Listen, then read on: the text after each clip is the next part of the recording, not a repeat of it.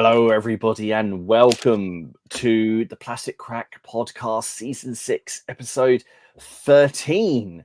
It's an unlucky Monday for 13, isn't it? We are, of course, here to entertain you, possibly annoy you for the next 2 hours.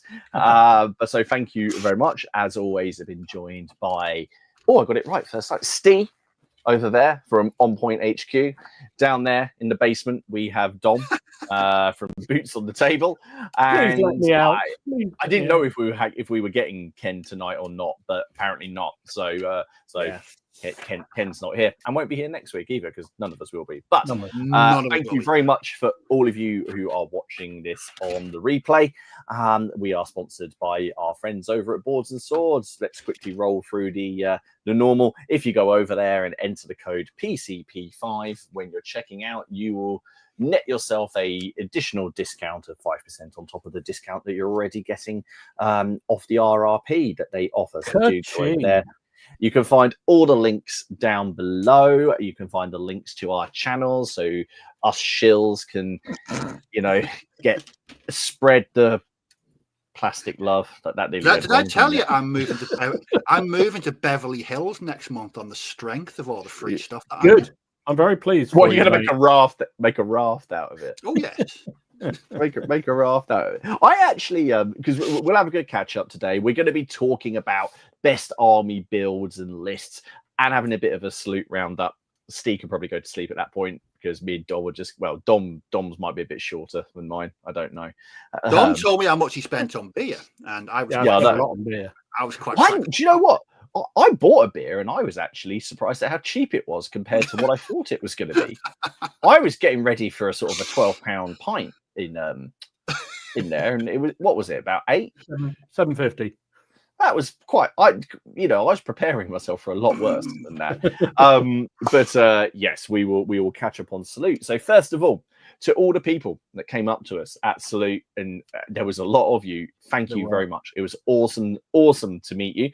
And Steve, they all said to say hello mainly. Mainly. Yeah, it was a cracking day. So yes, to everyone who came up, thank you very much. Should we see who's joined? Especially the man with the funniest username, who we. Why did I not upload that? We met Double Dip. We met Double Dip, the legend that is Double Dip. But he came up to us at the War Bases stand, and he was talking to me, and he introduced himself. He goes, and I'm Double Dip. And I've never been. I've got like 3 selfies with the guy. It was amazing. It's a lovely and I know it says. Obviously, we only see usernames, and you don't know what to expect, do you? No. It's the funniest thing, but by the way, I'm Double Dip. But I'm Double Dip. It's not what I expected to hear when I was at the War Bases stand. No, I'm Double Dip, but that was cracking. That was probably my best thing. That we met all day. Because I was like chatting. We're chatting to like warlords, other people, but no, we met Double Dip, and now I can put a face to the name. Let's see if he's in here tonight. So we have been joined by Sam. He said he's got to catch up on Friday this week, as he's off on holiday in a few days. Okay, fine, fair enough. Lionheart's here, Benjamin's here, Bicker City. The weather is lovely inside the control room at a constant 21 degrees, working on Team Yankee Bridge. Do you know, when he says control room, does anyone else think of Homer? Homer, I'm all there. Yeah. That's all I can think of. Paul's Paint Shed is here from Mercia, where ominous clouds hang in an all-encompassing coldness. Baron's Wars for him tonight. Old school FRP. East Norfolk's, how you doing? John Soberry, Red Steph. It was awesome catching up with Steph as well. And Rich is here. Pat, Mike Schubert, Jonathan Ward, Trey Janik, how you doing, dude? Martin Hoey, James is here, Shakers and Screws. Alid, how's it going? Philip, Mobile and Hostel, Andrew, Carazette, Grant, how you doing, dude? Andy, Mortzerk, Carl, For Supper Tonight. That's a cracking name. Wow. Nice. Right. For Supper Tonight with a suitable... that's Tim. Oh, it's Tim, it is. Yeah, you're right, it's Tim. Oh. Yeah. Hello. Confused me. Yeah, it's his alter ego. through me. Andrew Oates, David Benton, Bill Dutton. How are you doing? Dutch Army Painter. Double Dip. Hey, the man, the legend. There he is. There he is. Alex is here. Storm was still. I saw Alex, not to talk to, but I watched quite a bit of your panel, dude. You did historicals proud. I thought he talked about Moonstone really, really well, and 40k. I thought he was. I just liked it. I liked his Space Marine cosplay that he was in. Yeah, that was that was amazing. Absolutely brilliant. It was. I know. Gary Clark, the Wargaming Den. Morning from New Zealand, 7 a.m. here. About to undergo some old Battlefront Australians for 15mm Malaya, ready for painting using O Group. Awesome stuff. Mark Ryden is here. Major Clanger, Neil Oldham, Glenn Paints. Hello. Yorkshire Dragoon and Steve Harbour. Wargamer of Kent. It was awesome to meet you, dude. Many times around. Like I just kept on. You have that, don't you? It's like when you go shopping at a supermarket. You know when you just keep bumping in to the same person because you're same person over and over again. Yeah, that was awesome. The real Steve, how you doing? Hey. Lynn Harver, Julian Dale, Nathan McGowan, Robert Smith, Robin Ovens. How you doing, Robin? Haven't seen you for ages. Mini Agnostic, the Plebiscide, tactical exercises with toys. Man, what a name! What a name! Colonel 149. How you doing? Red 7 is going to do that thing because I've worked it out now. It's because it jitters around a little bit and then it disappears to the bottom. How you doing? Friends of General Hager, Andy, Paul Hicks. Paul's responsible for my open wallet surgery on. You cannot blame Paul. Literally, he made you the were bloody slathering at the jaws to get in there. The moment we walked in there, the moment I bumped in, you said, "I've got to get there. I've got to get one early. Got to get over there early. Got to get over there early." And you were over there like lightning. How much had you spent before the show had even opened? 230. Now, people say that I can't control my wallet, but I didn't get I had to ask Robin if we could, after the show started, it was 10:30, so the show had been open for half an hour, and I said to Robin, can we go to your car now and put everything in it, please? So when these people saw us walking out, it's like, I could just go home now, okay, everything all that was awesome. It was awesome. But anyway, everyone who's joined us tonight, thank you very much. It's going to be a bit of a chilled one tonight. We're going to chat about lists, build like our favorite armies we've built, orders of battle, and obviously have a salute roundup because I can't. It was awesome. It really was. It really was. But yes, how much? But as I am reliably informed by not just Robin, by a couple of people, if you've taken the money out of your account in cash, it's like you've already spent it. So nowadays, fair dues. So, fair dues. So there you go. It's already gone, isn't it? So guys, how are we all doing? How's everybody? Happy Mondays. Very good. Oh, you're back. Oh, you're back on of course, you're back on the grog. I saw you drinking on Saturday, but yeah, excellent. Yes, I can't feel. Well, if I poke it, I feel it. But no, I'm numbing it with alcohol. Don't poke it. Just gonna say that. I think that's a general good, like just tip for life, isn't it? Just if you doubt, don't. Yeah, don't. Just don't. Just don't. Oh dear, Steve, how are you? I'm working on a kit bash that I've been thinking about since 9:00 this morning. God. It's not really a kit bash. I'm turning a medieval purvey shield into a riot shield. Okay. He's gone all weird on us again. I just idea this morning. I thought, what could double up as like a riot shield? And I remember I've got a crap load of spare medievals, and it's going to work, and it's going to be so awesome. And I think it's going to work. It's brilliant. You haven't been sniffing those tufts again, have you? No. I've How does one sniff a tuft? I don't know, but it's very dangerous. Months of practice. Yeah, it's going to work. That is going to be freaking ace. Yeah, I'm good. Thanks. Excellent. I mean, I've had a pretty good week actually. It's been plentiful with gaming and everything hobby related. So, well, we might start. Should we let Steve kick things off? Because I know Steve has actually done quite a lot, and I like it's not really a lot, but yeah, it's all about the skirmish stuff again.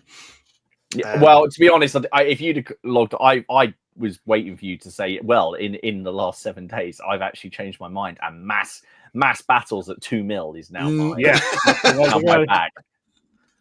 Yeah. That's what the real Steve does. What, mass battles at 2 mil? Speaking of, I mean, bit of a tangent, but Mark Backhouse that did it's Mark Backhouse that did Strength and Honor, the 2 mil game. Yes, he's been building scenery for 2 mil gaming, and he's been posting it on Blue Sky, and he's built like a Roman settlement at 2 mil, and it's absolutely phenomenally good to look at. I'm still not tempted by 2 mil gaming because I'm not unhinged. Yeah, so what have I been up to? So the other week when I painted those banditos, and I was full. I'm as people know, I'm working on Old West Weirdos, which is a sort of a variation on Space Weirdos. And so I've been sort of getting my my Old West collection. So I painted those banditos. And I raided the stash last week because I remembered a while back, Great Escape sent me a sprue of the female gunfighters. And I'd never really done anything with them. And it's a shame because it's a great kit. So I thought, right, I'll work on those. So I painted 4 of them. There we go. Oh, lovely. Oh, very nice. And they didn't take any time whatsoever. There's literally 2 nights work there: block painting, wash, and highlights, and that's it. And they go together really well. And I just think they're lovely. So I'm gonna be buying more of those because they're really, really nice. I don't know. The one on the right doesn't look like she's very lovely. I'm not going to lie. The one on the right reminds me of Erling Haaland that plays for Man City. Amazing. There's a distinct uncanny resemblance between the two. I'm not going to lie, but no, it's a really nice kit, and I'm really looking forward to some Old West gaming because, as I said the other week when Glenn was on about those lovely Wild West buildings, I got my order in at the weekend. I saw them at the weekend. Dom. Yeah, we were saying it was beautiful. They are. This isn't sort of a dig at war bases, but the photos don't do them justice. No, all right. You know, because I think it was fair enough. Even with all the stuff you could do with photography, it did kind of look like there was a little bit of a shine. There isn't. They are beautiful. They are lovely. Really, well, I said to Dom, I went a bit mad, and for no reason whatsoever, I bought that big saloon. Oh, what is that? The big red one? Yes, yeah. That's the one I'm actually thinking. It's lovely, Steve. Really nice. I don't know what I'm going to do with it on a 2 foot by 2 foot board, but it's going to be the board. Well, it's going to be the board. Dom and I were looking at. When I say Dom and I dragged Dom to a trader called Parabellum Miniatures. I bought some scenery off of them, and they had done a not replica, sorry. It's not the prancing pony from the Lord of the Rings. It was called like the Leaping Frog, and it was about this wide at 28. It was this wide. It had done all the floors. They glued it all together. It had all the beds in it and everything. It was. I think it was about 100 of that. It really was like the scenery that they were selling was lovely. I picked up this this building. It's FDM printed, but you absolutely cannot see. No, any layer lines in it. Just inside the lids. That was it. Inside the roofs. That's the only bits I could see it in. Yeah. You didn't notice it at all. Once I've got some paint on that and have weathered it, it's such good quality. And they've just launched a new website. I was going to give it a shout on here because I'm going to be putting in an order. I dragged Dom over there because they were selling a church. I wanted a little medieval church. This was a. Well, they were. Yeah, he was. They were how to use that tavern because I thought, how can I use that in the game? It was so bloody good. It was amazing, and it wasn't expensive either, really. Yeah. Oh, it turns out as well that they're from. They're in Colchester, so they're not very far. I'll just put the address in here, guys. Go check them out. They print things in multiple sizes. So that building right there is 18 quid. That one. Yeah, Bloody they hell, were that's very really reasonable. good. Yeah. They got a whole lot. One of my one of the favorite things I saw is they had, if you know the Lord of the Rings, which Steve is obviously such a fan, he knows everything about it. You have Saruman's Tower, the Orthanc, which at 15 mil was about 1.5 foot high. Yeah, but he said at 28, they can do it at 28 mil. It would be 4.5 foot high. And just sitting there going, Dom, it might be actually the only thing he can't fit in his gaming room because he hasn't got the room. He'd have to clear the room. Sorry, Steve, I could totally interrupt. He'd have to get a new extension and a new wing put onto the. I've already got planning permission with Elaine for that, so it's fine. It's okay, it's coming. So from Wild West Gaming onto Near Future Skirmish Gaming. So I know the War Games Atlanta do the Ura kit. Mm-hmm. And I love it because it's science fiction, but it's not so out there. It looks like near future. So the other week I painted up 4 as like PMC. So I've been working on some special forces, and I finished those over the weekend. Oh, wow. And that took me to decide on that color scheme. It took me a week. I didn't know whether to do them. Getting serious Starship Troopers vibes. Yes. I didn't know whether to do them blue or black or grey, and I just went for sort of that's German uniform green and khaki with a bit of field grey added to it. But I just worked on those on Friday and Saturday afternoon, and really chuffed with them. I just love that kit. It's simple head swaps, and I mean they're the ones. This is what I've painted so far, and they look different. They look like they're from different kits, but they're from the same box. And that's all because of a different paint scheme and different hats. So the guys at the back have got like forage caps and baseball caps on. And it just makes a difference. So I'm going to be using those. I can actually play. So I mentioned the other week, I've been playing this recently, Rogue Warriors, which is a fast-paced skirmish game. I've only been able to play it with World War II at the moment because I've had no modern looking figures, so I'm going to be able to do that in the very near future. And then yesterday, I remember last week I mentioned that I'd found a really old miniature in one of my bits boxes, Lord Skrulk. Yes, you showed us like the naked metal. Yeah. not the naked rat. Like, so I finished it yesterday. It's awesome. Oh, the detail on that book. That is lovely. But it was a complete repaint, but it only took me about 2.5 hours to paint that. Which is a great way of spending a Sunday afternoon. But yeah, I bought that in 2000. I remember I distinctly remember buying it. So that's going to be used in games of Sword Weirdos, because Drake. When I posted last night, Paul from Paul's Paint Shed mentioned about using it for Sword Weirdos. I was like, yes. So I went digging around some bits boxes, and I found so many Skaven bits that I bought 25 years ago. It's unbelievable. So yeah, it's going to be some ratty war bands made up for Sword Weirdos. Yeah, all about the skirmish for me. Tonight, I'm putting together some of these Ura, especially this kit bash with the riot shield. That it's going to look so cool. But yeah, that's me. Awesome. Oh, it sounds as Robin says, that's a proper rat. It is indeed. Just to answer a question that came up, which was how many beers go in this glass? I can get 1.5 pints in that glass. It's a good glass. In fact, these were, if any of you come to the Bury St Edmunds Beer Festival, those were the glasses you got when you went in. You know, you paid your money, you went in, and you got one of these. So I got 2. Well, that's pretty good. Yeah. Although filling them with, a 13% cheesy stout was a bit much. Probably not going to go so well. No. Dom, what have you been up to? Because you were away. No, I wasn't away this week. No, I was around this week. Oh, no, that was the previous week. I know I'm always on holiday, but this I've kind of that's what my work colleagues say. You're on it's all that shill money. It's all that shill money. All that shill money. It is. You know, I've got to use the money somehow. I've got the international lifestyle I've got to live on. Obviously. What we need is some kind of calendar, so we know exactly where you are.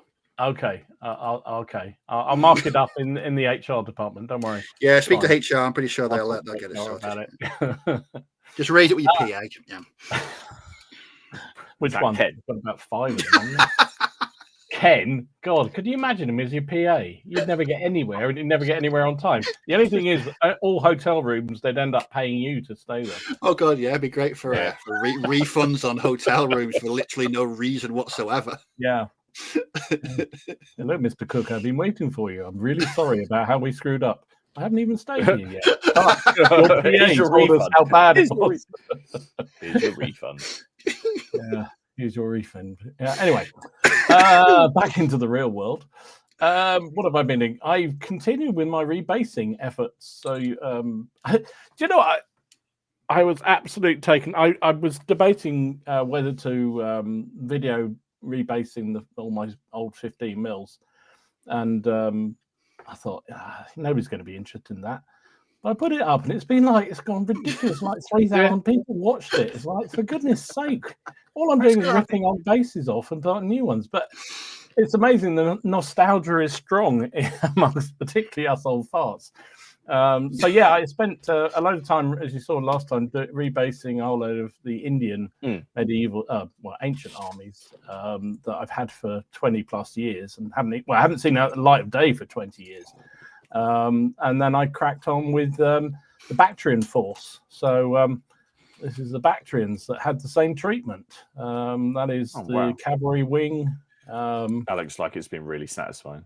Do you know what? It's been so nice today, Martin. I've really, really enjoyed doing this.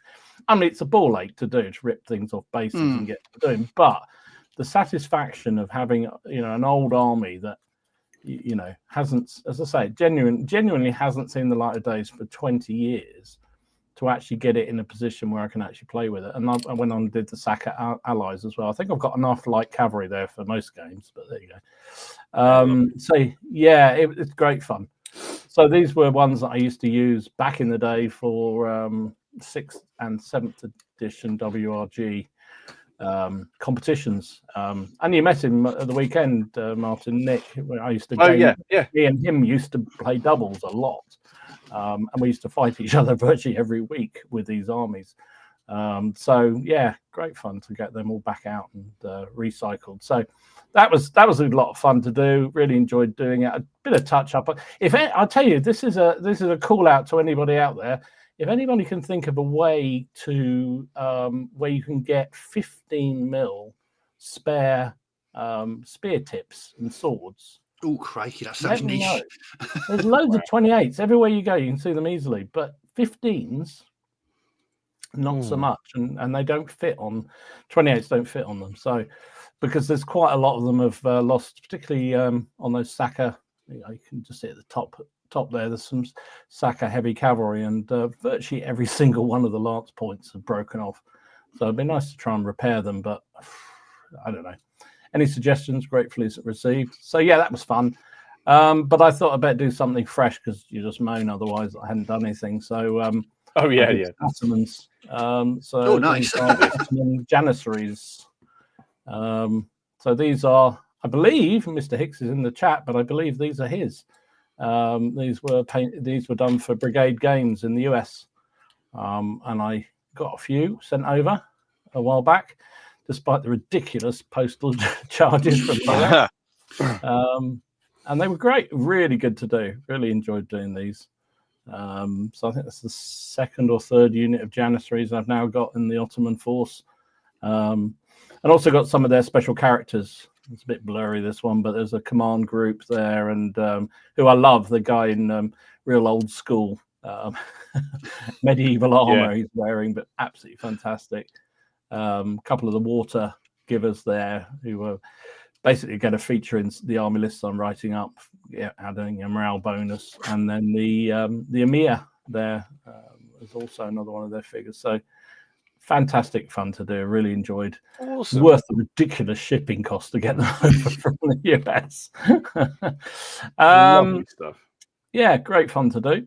And then I did a few, just because I didn't want to feel lonely, Martin. I did some more Bowman just to keep you happy. Yeah, of course. Well, yeah. I mean, it's not a week if there isn't a little bit of exactly. If there's no Bowman, something's gone seriously wrong. So this is just another assortment of mainly Wargames Atlantic, peasants and sergeants and a bit of Perry arms. Actually, I've run out of Perry arm Bowman. So or Bloody hell, Dom. So I know it's ridiculous. I'm going to. They're relying on you.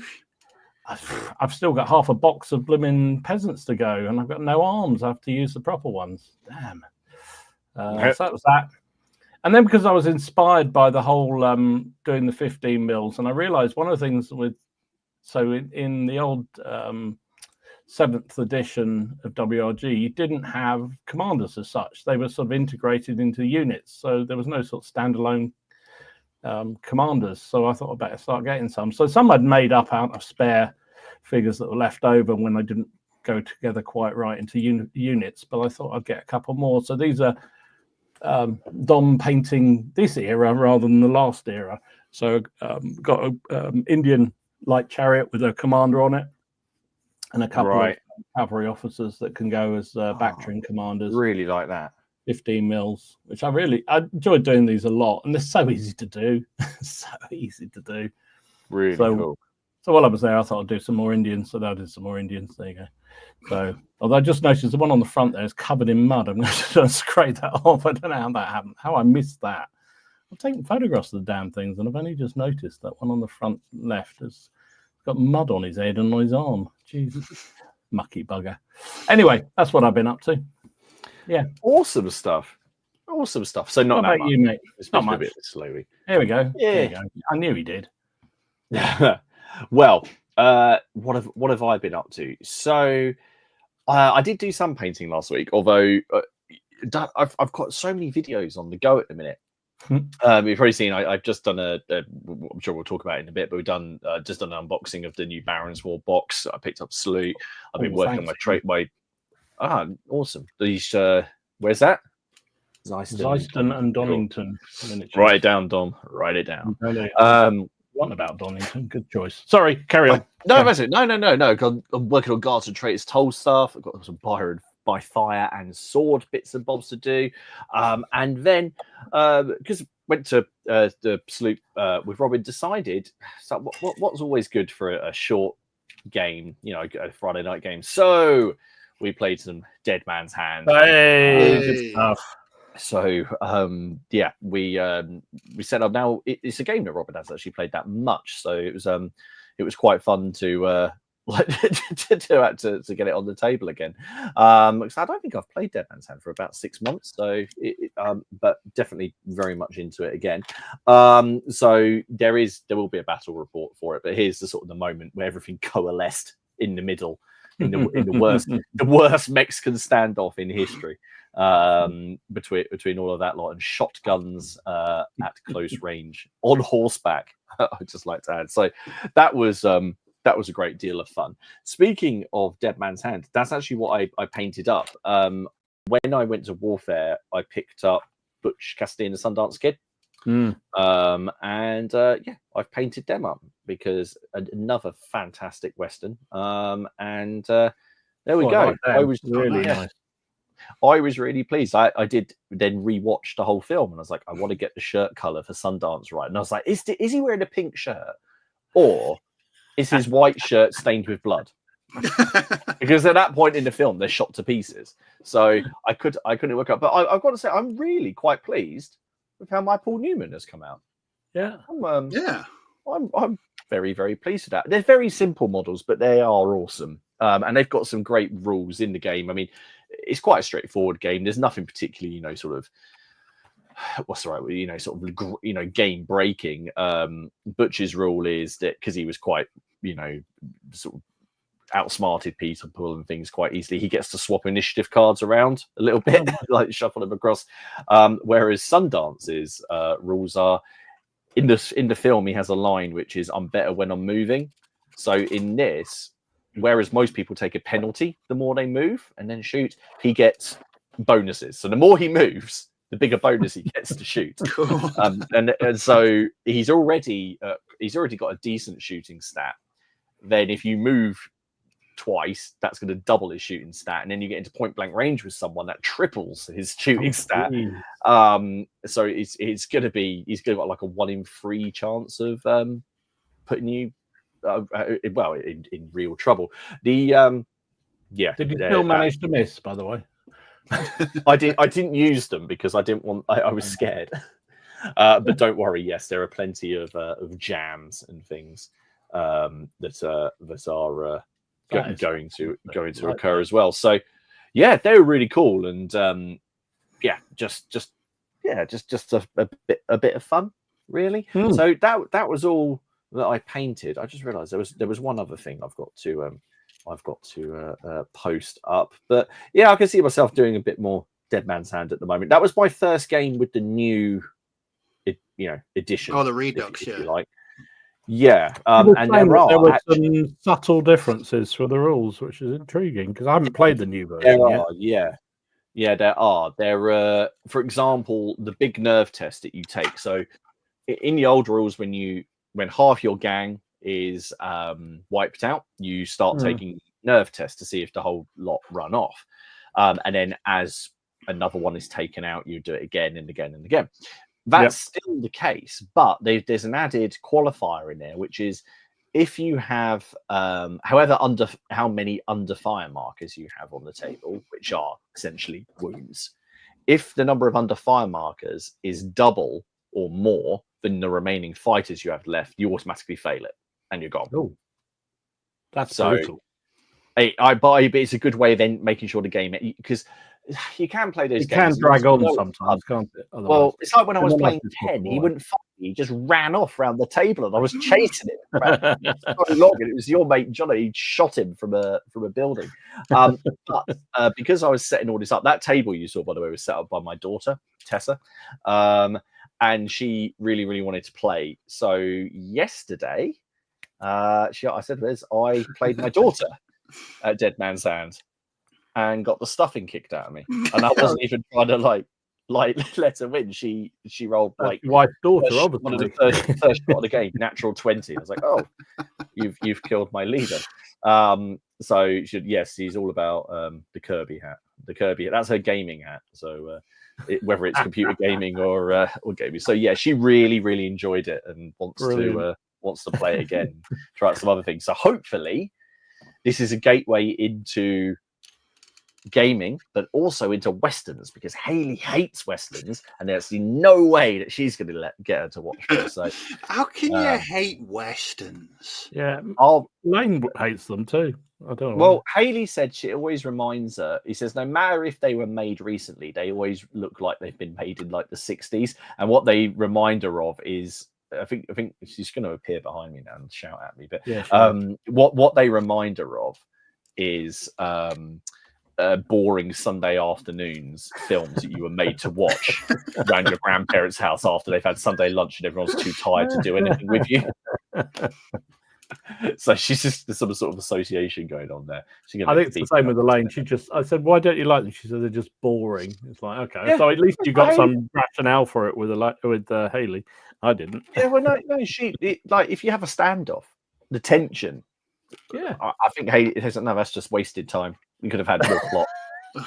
Just shoot him and get it over with. Okay. Anyway, yes. So it's been a busy week. So before we jump into Salute, we have a little update from the OPC, don't we, Dom? We do indeed. Yes, we do. We do. You're right to take it from here. We'll just do a few, and then we can do a few more. There's only 13, so do 6 now, and then we'll grab. That's good, because I'm sure some of them won't have uploaded properly, so that makes it good. So, a reminder: OPC is the community-run sort of challenge, I guess, friendly challenge, shall we say, amongst themselves. So it's not run by us; it's run by Warren and Paul and a couple of other guys on the Facebook page. So if you want to get involved, all the rules are there. So just check it out and join at the Facebook page thingy, linky down below, but answer the questions. So the idea this year was that you would set yourself a points goal, because Martin loves points. So we thought that was really apt, or they thought it was really apt. And basically get points for figures completed, for various things. But also within it, there's a monthly, or every so often, they have a sort of special bonus round, shall we say. So the bonus round last month was for heroes. Completely missed it myself, but but a number of people did. So the idea is you paint your figures and you put up in the Facebook page and put hashtag OPC36 for this. This was heroes, and you earned bonus points. And let me. I agree, Alex. I agree. You should have stood up on your panel and just had a gavel, hit it, and said, "What's the point in points?" And anyway, moving on, because we all like points, don't we? This is John's pulp hero. Oh, cool! Oh, nice. Rather cool, like that. Sniper elite. That's awesome. It certainly is, isn't it? Hang on, I've got to mark these off so I don't forget which ones I've done. That's that one. Joseph has done a heap of heroes. Hang on, where's that gone? There we go. Heap of heroes and heroines. Yeah. Oh, cool. They're Nazgul. Oh, lovely. Oh, yeah, no, we saw it before. That Palantir. I mean, the Saruman and everyone else, and Tyrion is ace, but the Palantir with the Eye of Sauron. That is something else, isn't it? I think we picked that one up before, but yeah, really, really good indeed. Kevin has been the person that's been teasing me the most with the whole samurai thing, and he's done Hoda. So there you go. Tadas. Oh, I'm not even going to butcher the name, but there you go. That is Kevin's Hoda. Very cool. Is just amazing, and the building behind is all part of his setup. This project is just the dog's doodah. Let's just say hello to Simon Temper. His first time joining the chat after listening to a couple of episodes over the last few years. Welcome, Thanks for joining. Odd. If that's the Simon I think it is, I played my first game of Chain of Command against Simon. If it's him. Oh wow. Crack on. It might not be. It could be a complete coincidence, but if it is, only apologise now, Simon. Yes. Lewis, I'm over to you guys. What this is? It's a lizard man. One of them, I think. It's a lizard man and a cataphracti. Cataphracti. Is it? That's not what I got down on the piece. Ezekiel Abaddon. It's Abaddon. It's Abaddon. Yeah. In cataphracti. You two are hopeless. You don't know anything about fantasy, do you? God damn. So that's, which one was he talking about, Don? The one on the left? Yeah, Don, which one's which? You can't get me there. The one on the right. I can tell a lizard from what the other thing is. Okay. Mark, I'm on safer ground here with this one. So lovely. I'm not going to say the name of. No, actually, these are two from Mark. So we got the one I'm not going to say. Actually, I will. Minimus erectus is the one on the right. It's Martin's stream, so he can get demonetized. And the other one is Henrik Krusin of Lichtenberg. So there you go. As you do. As you do. Excuse my French, but there you go. They are awesome. Lovely stuff. Beautiful paintwork on those. Brushwork on those is amazing. Matt. Oh, wow. Cool. Craven? Craven the Hunter. He reminds me of Bennett from Commando. Oh, dear. I haven't even got him on my list. There you go. Darren, Warren, your list is out of date. It wasn't even on that one. Pat has done a Henry V. Oh, nice. Which I love as well. Really, very good indeed. Don't feel like we see enough Henry V. We see a lot of the Black Prince. We see a lot of Edward. We see a lot of Agincourt stuff, and I've seen a couple of Henry V's. But let's give Henry V some love. Weird, isn't it? Considering he's pretty much an English hero. You don't really see much of him. The man did get shot in the face and have the arrow extracted from his. He did. Give him some love. I know we showed this one before, but it's worth showing again. This was Paul Oh God, his Saladin model. Oh. I mean, well, I mean, what? No, that's amazing. Only Paul would go to the extremes of then putting a snake under the rock there, under the tactical rock. I just think that's extraordinary. And researching the snake skin. And researching the snake, yes, exactly. I mean, I said it before, and Paul does amazing work, especially like with his Wars of Race stuff. But this is still my favorite one he's done. I love it. I think it's phenomenal. I couldn't disagree with you. To the Paul R, he's done a beautiful. Look at that! Oh wow! So yes. Oh, that's his command base he's working on. That's fantastic. That's for Flodden, isn't it? That's the Earl of Surrey, Norfolk. Yeah, Norfolk, I think it's Howard. Yeah. He's Surrey. Yeah, that's it. Yeah, his dad was the one that got killed at That's right. That's it. Lovely, beautiful stand. Is that tactical cork there or something? I don't know on the base. I don't know, but he's got a wavy base, so he gets additional points. We should have got him that in the OPC. If using the big pieces, get that. Moving off. Tony has done Celeborn, Haldir, and Francis Curry. Yep. I don't know. I'm sorry, it was the last one threw me then for a second because that was what the two we got. It was a bit out of place, wasn't it? There? Yeah, but lovely work. Really nice. Done. I love that blue he's got on Celeborn. Very good. I've done them all, haven't I? Virtually. No, might as well finish them off. Stephen. Oh wow, lovely! Look at that purple. Do you like a lich? Yes. I won't even pronounce the name there because I've butchered all of them so far. Warren himself, he's gone big with the dwarf.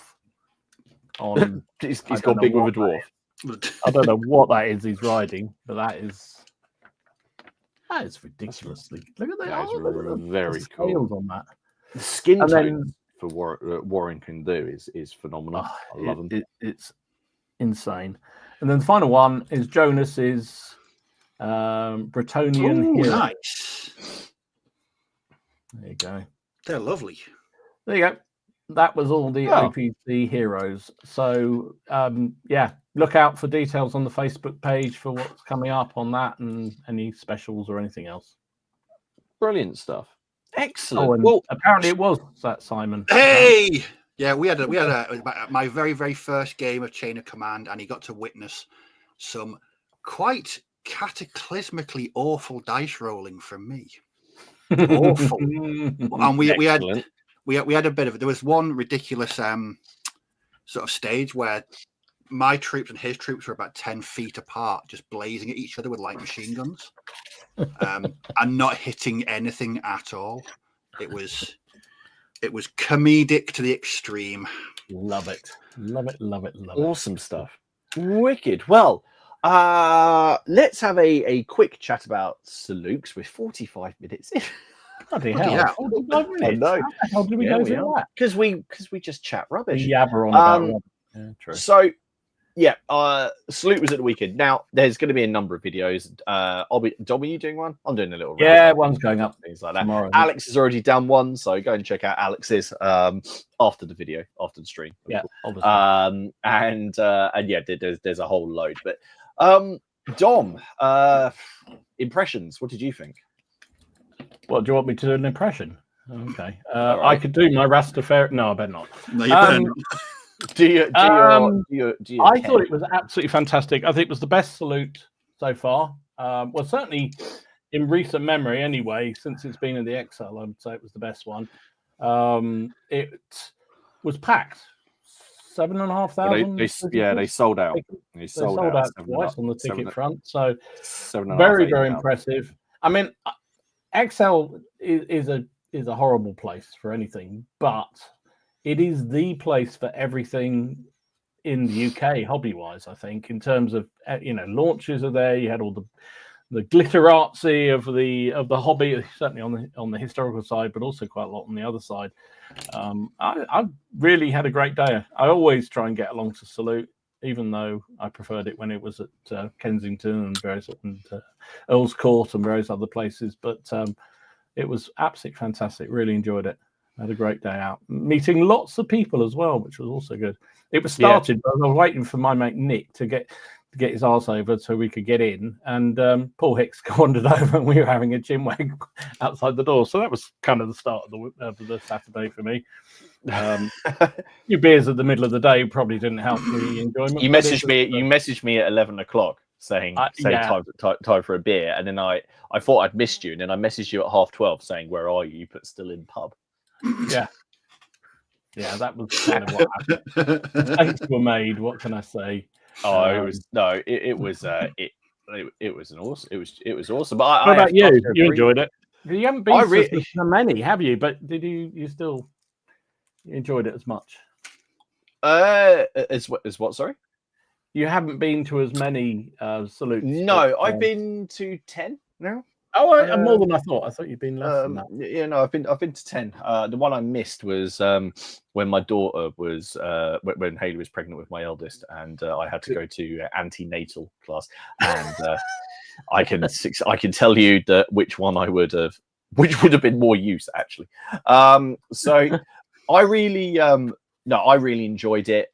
It was a cracking day. Obviously, you're lucky because we got some bit of early access and a chance to walk around. The thing is, obviously, when you're walking around at the start, though, you don't want to bother people too much. Like, get ready. Although, the first person I was confronted by when I walked in, and I've got this on a lovely video as well. Do you recognize this person?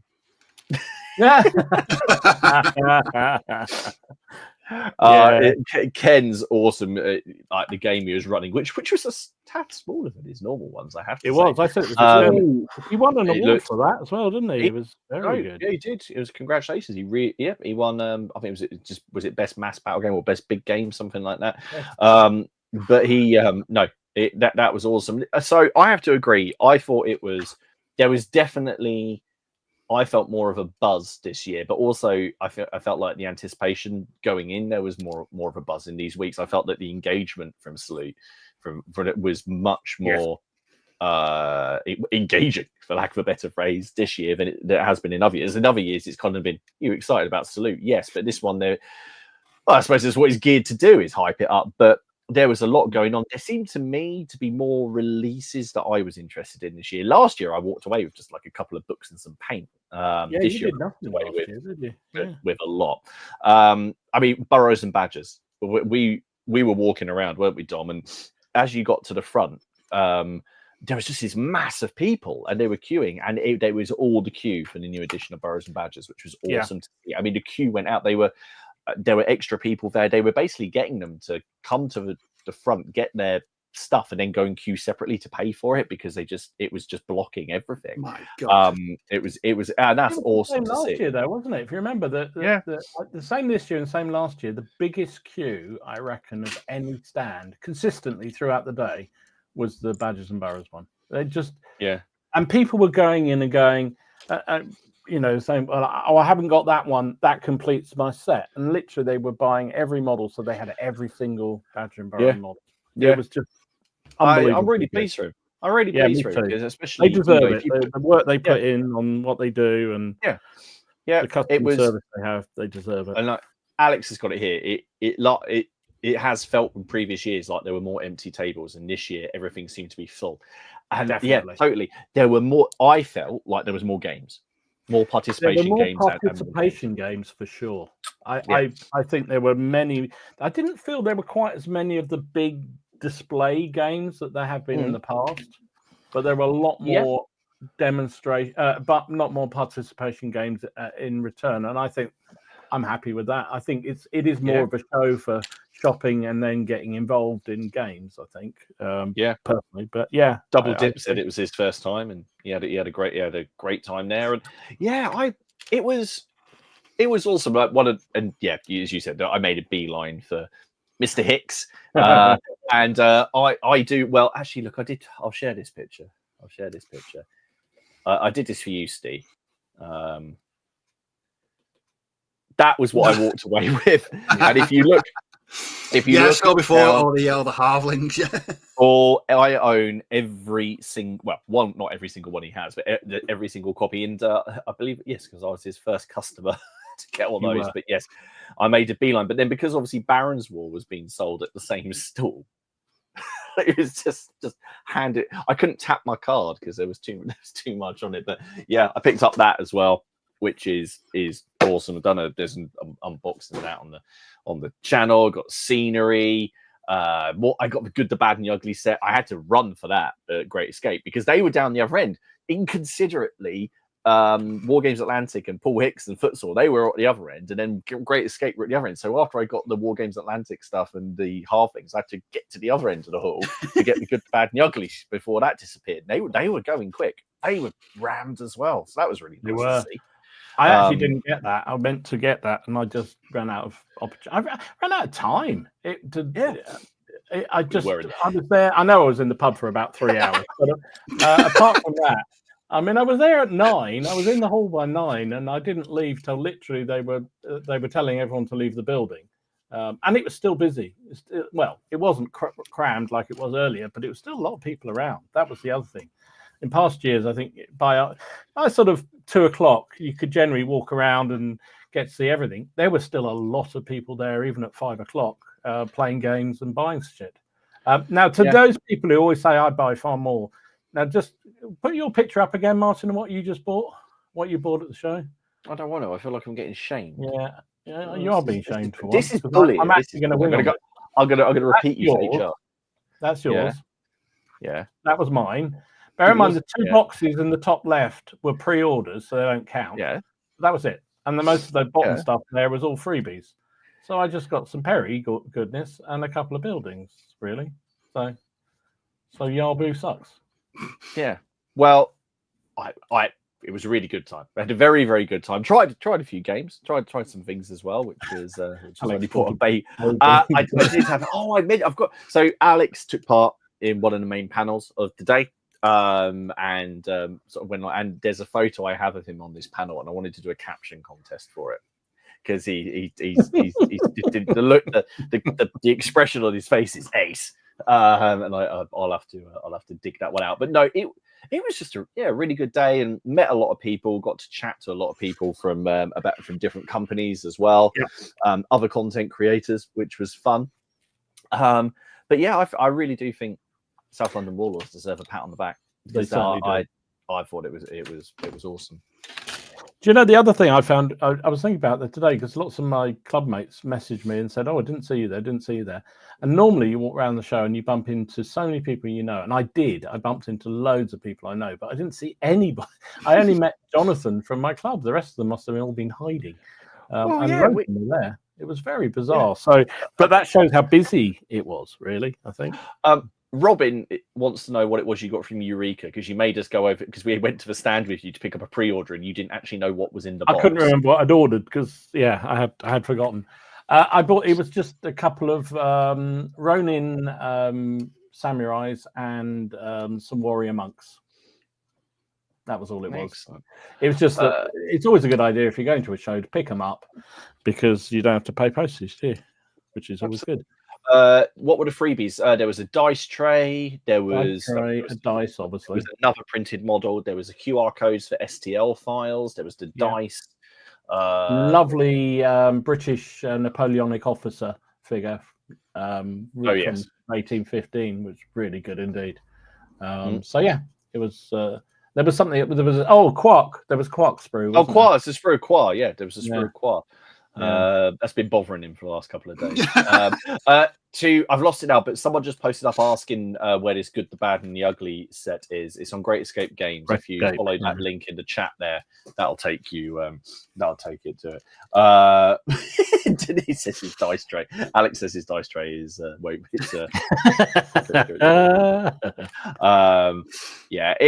had a really good time. You'll probably see videos coming out where we sort of show off a little bit more of the stuff, but I can safely inform you that those halflings are bloody lovely. The more halflings that come, I have no idea what I'm going to use them for. No idea. I guess Midgard. Maybe I'll make a Midgard halfling army. I did pick up some haggis from Glenn. Oh, cool. And my youngest wanted to paint a spider, so I picked up that from War Bases. Do you think that's big enough?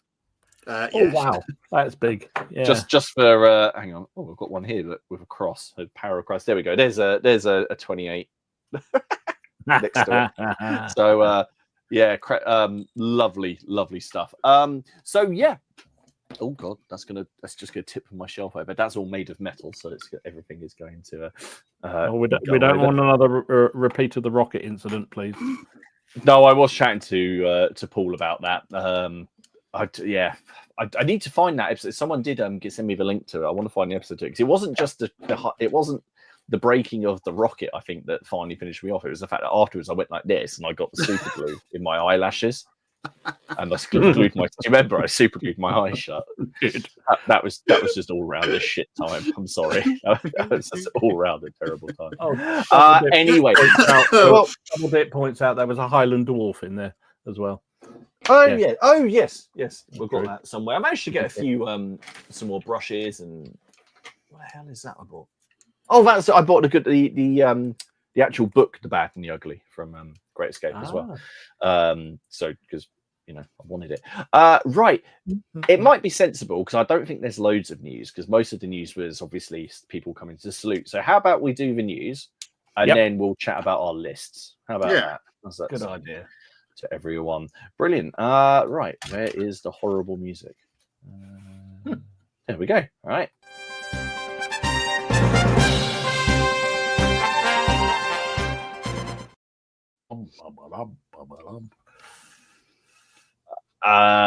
So I've seen one thing.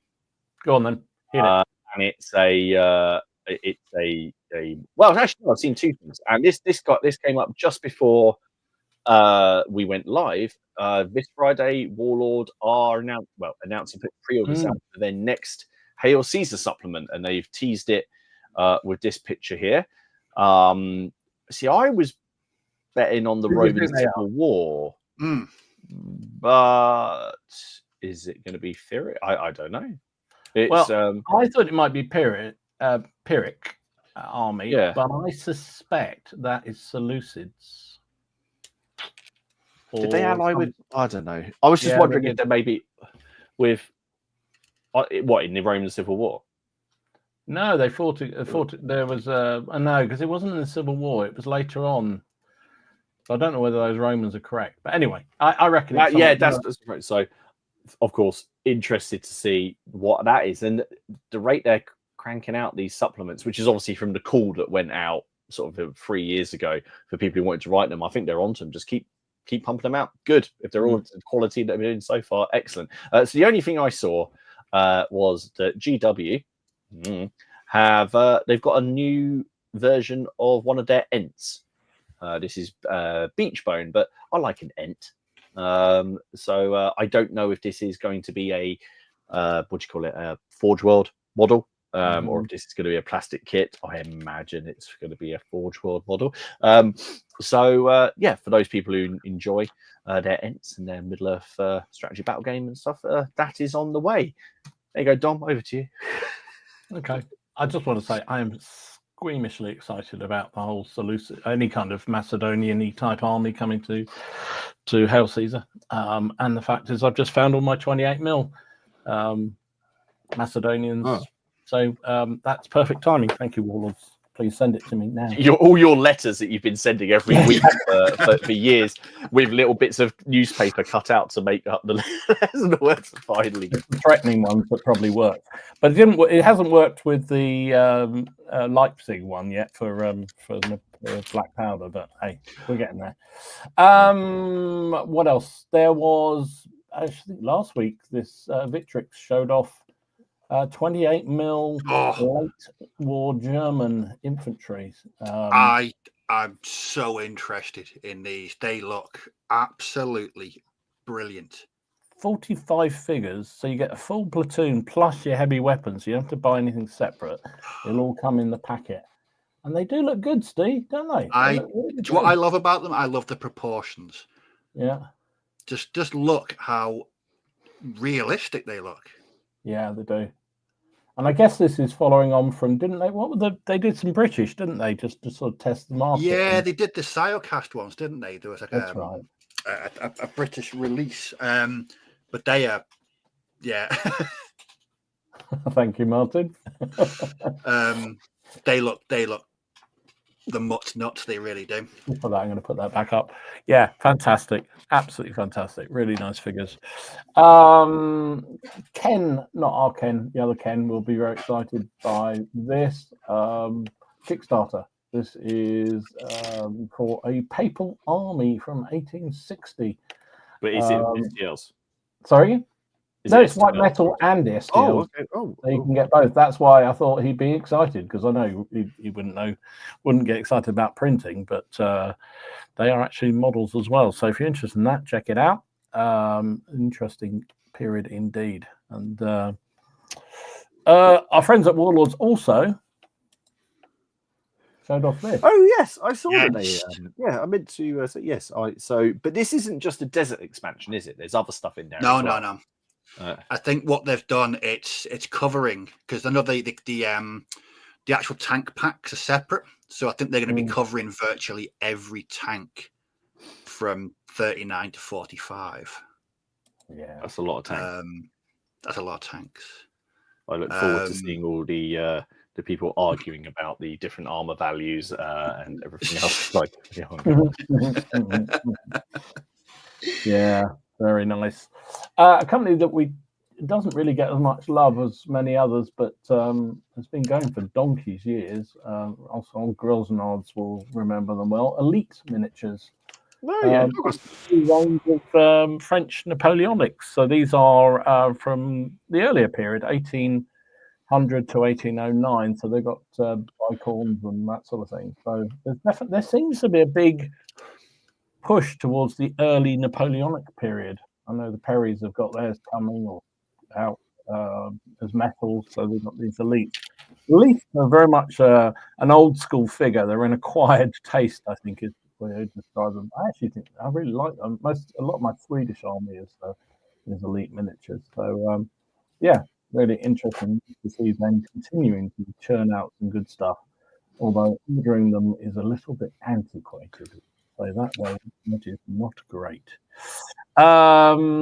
Also, Cromarty Forge. Now, this will get you excited, Steve. Yes, yeah. 10 mils. 10 mil Greeks. They've got various descriptions. Yeah. And then not skeleton amongst them. They're just proper fed. Now, they look nice. They do look really, really nice. I got a question. Steve, those 10 mil prints you buy, do you have to take them off the supports? Or are they? Because these. I'm not having to go at Cromarty. I'm just curious because now thinking about it, that's the only other range I can think of that are 10 mil that have been sold. Do you have to take them off the supports? Yeah. Or? So, but I buy mine through ROK Minis, and taking the supports off is literally no chore at all. They just literally come off. There's no issues with them. No, that's good. Because I did get some of those Cromarty in 13.5 when they were supported, and they were a bit of a biatch to pull off. But there you go. No, I don't know what he does, but I just use a pair of these and a craft knife, and they just literally, it's like, do you know what it reminds me of? It's a bit of a strange analogy. Do you remember in Fraggle Rock? Oh my God. Where they used to break all the stuff? That's what it feels like when I'm taking these supports off these minis. It just feels like that. Okay, fair enough. Wearing a shirt like Wembley.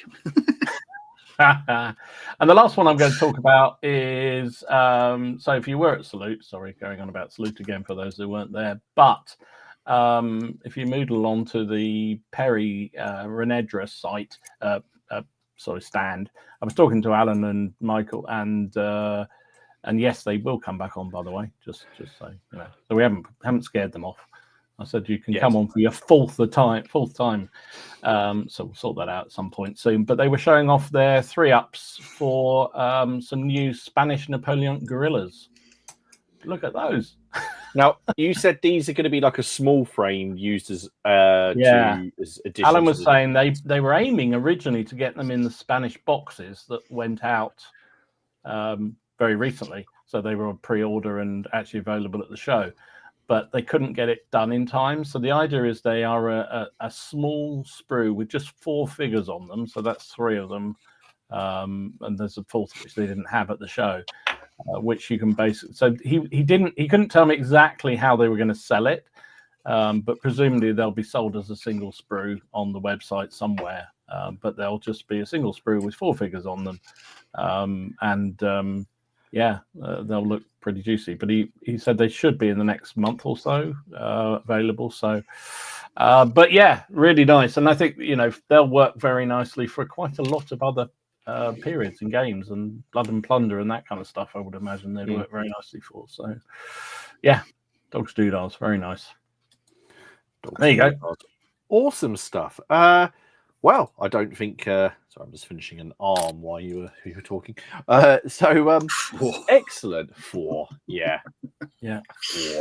4. Right then. So, sorry, that was me getting rid of it. Over to tonight's subject. It's 8 minutes past 9, and we finally got onto what we're talking about. So it's going well, lads. It's going well. Right. So what I just thought would be fun, and we've probably got the time here, and I want to go through the comments that people put up in the Facebook group, is what was your sort of the best idea? Do you have an army build or list? I said build as well because not everyone does army lists, that really sort of stuck in your mind for any particular reason, that you were really proud of it, you were pleased with the way it came together or the way it was painted? Are you pleased with it because it was just, if for that particular game it was just dominant? I even though I'm not the biggest fan of list building, I understand the joy of when you're sitting there and you're putting these combinations, and then you realize, hang on a minute, how are they going to get out of this one? And then you test it out, and it's the joy when it actually works. It is brilliant. Or do you have one of these lists where you followed like an order of battle or a regiment structure, and even though it's crap and you lose every single time, you just love it because you've done that? Steve, what about you? Have you got anything that sort of fits the bill of you in your? Because obviously, when I sort of said to you guys, I immediately thought you would say your Battle of the Bulge stuff. No, I've gone completely left field with this.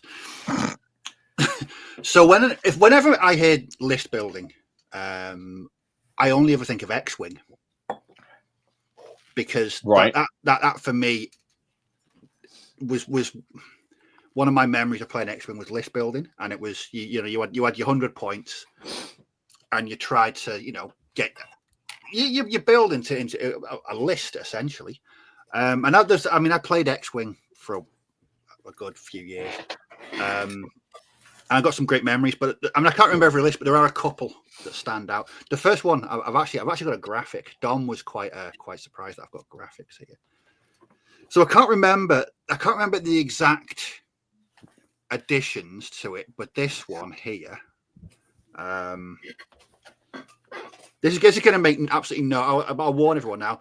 Unless you played X-Wing, this is going to make no sense to anyone. So this was a list I built. So it's a decimator, which is a huge ship. As you can see, it's got 4 shields and 12 hull, and it can take a lot of damage. And a phantom. Is that one? Sorry, can I ask a question? Is that the one that could also just stop? Like it didn't have to, or is that the shuttle? I remember the shuttle had the option. The shuttle, yeah, which was so irritating because you couldn't predict where it was going to go. Exactly, stay still.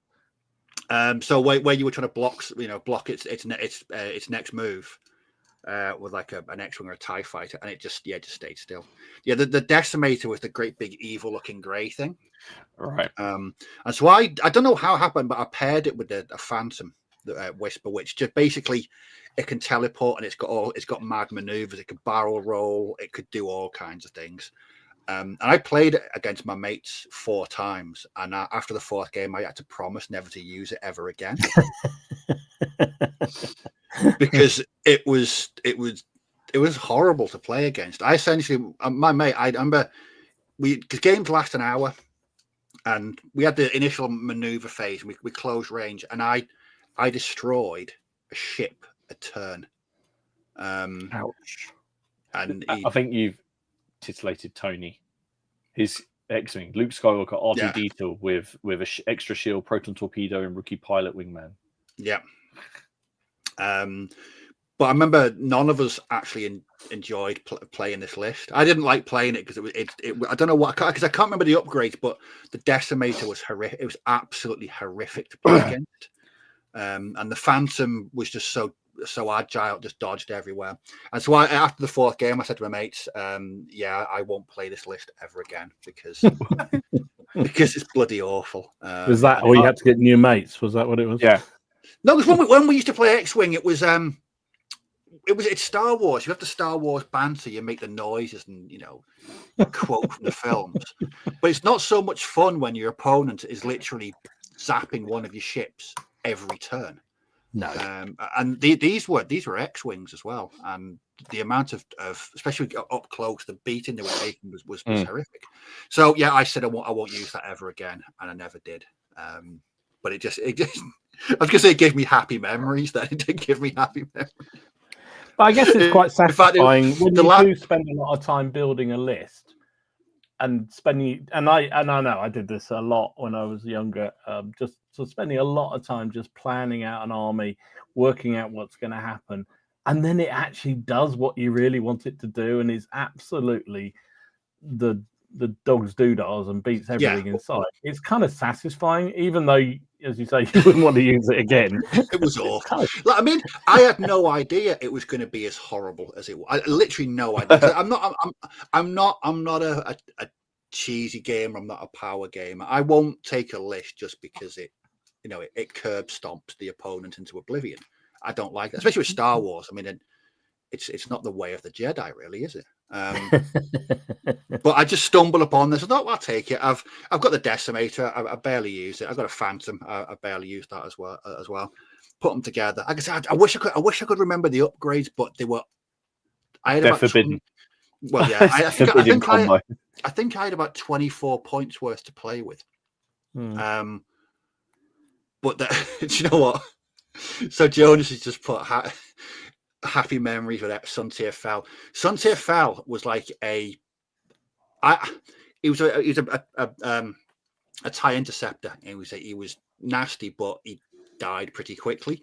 And the amount of times I rolled 3 blank green dice on his defense to watch a third of my points explode in one round of fire. It was ridiculous. Is it bad? I know who you're talking about because I got 3 graphic novels about him from 1990. Suntier Fell, yeah, he's a yes, I've actually got in my living room. It's a big action figure of Suntier Fell in his.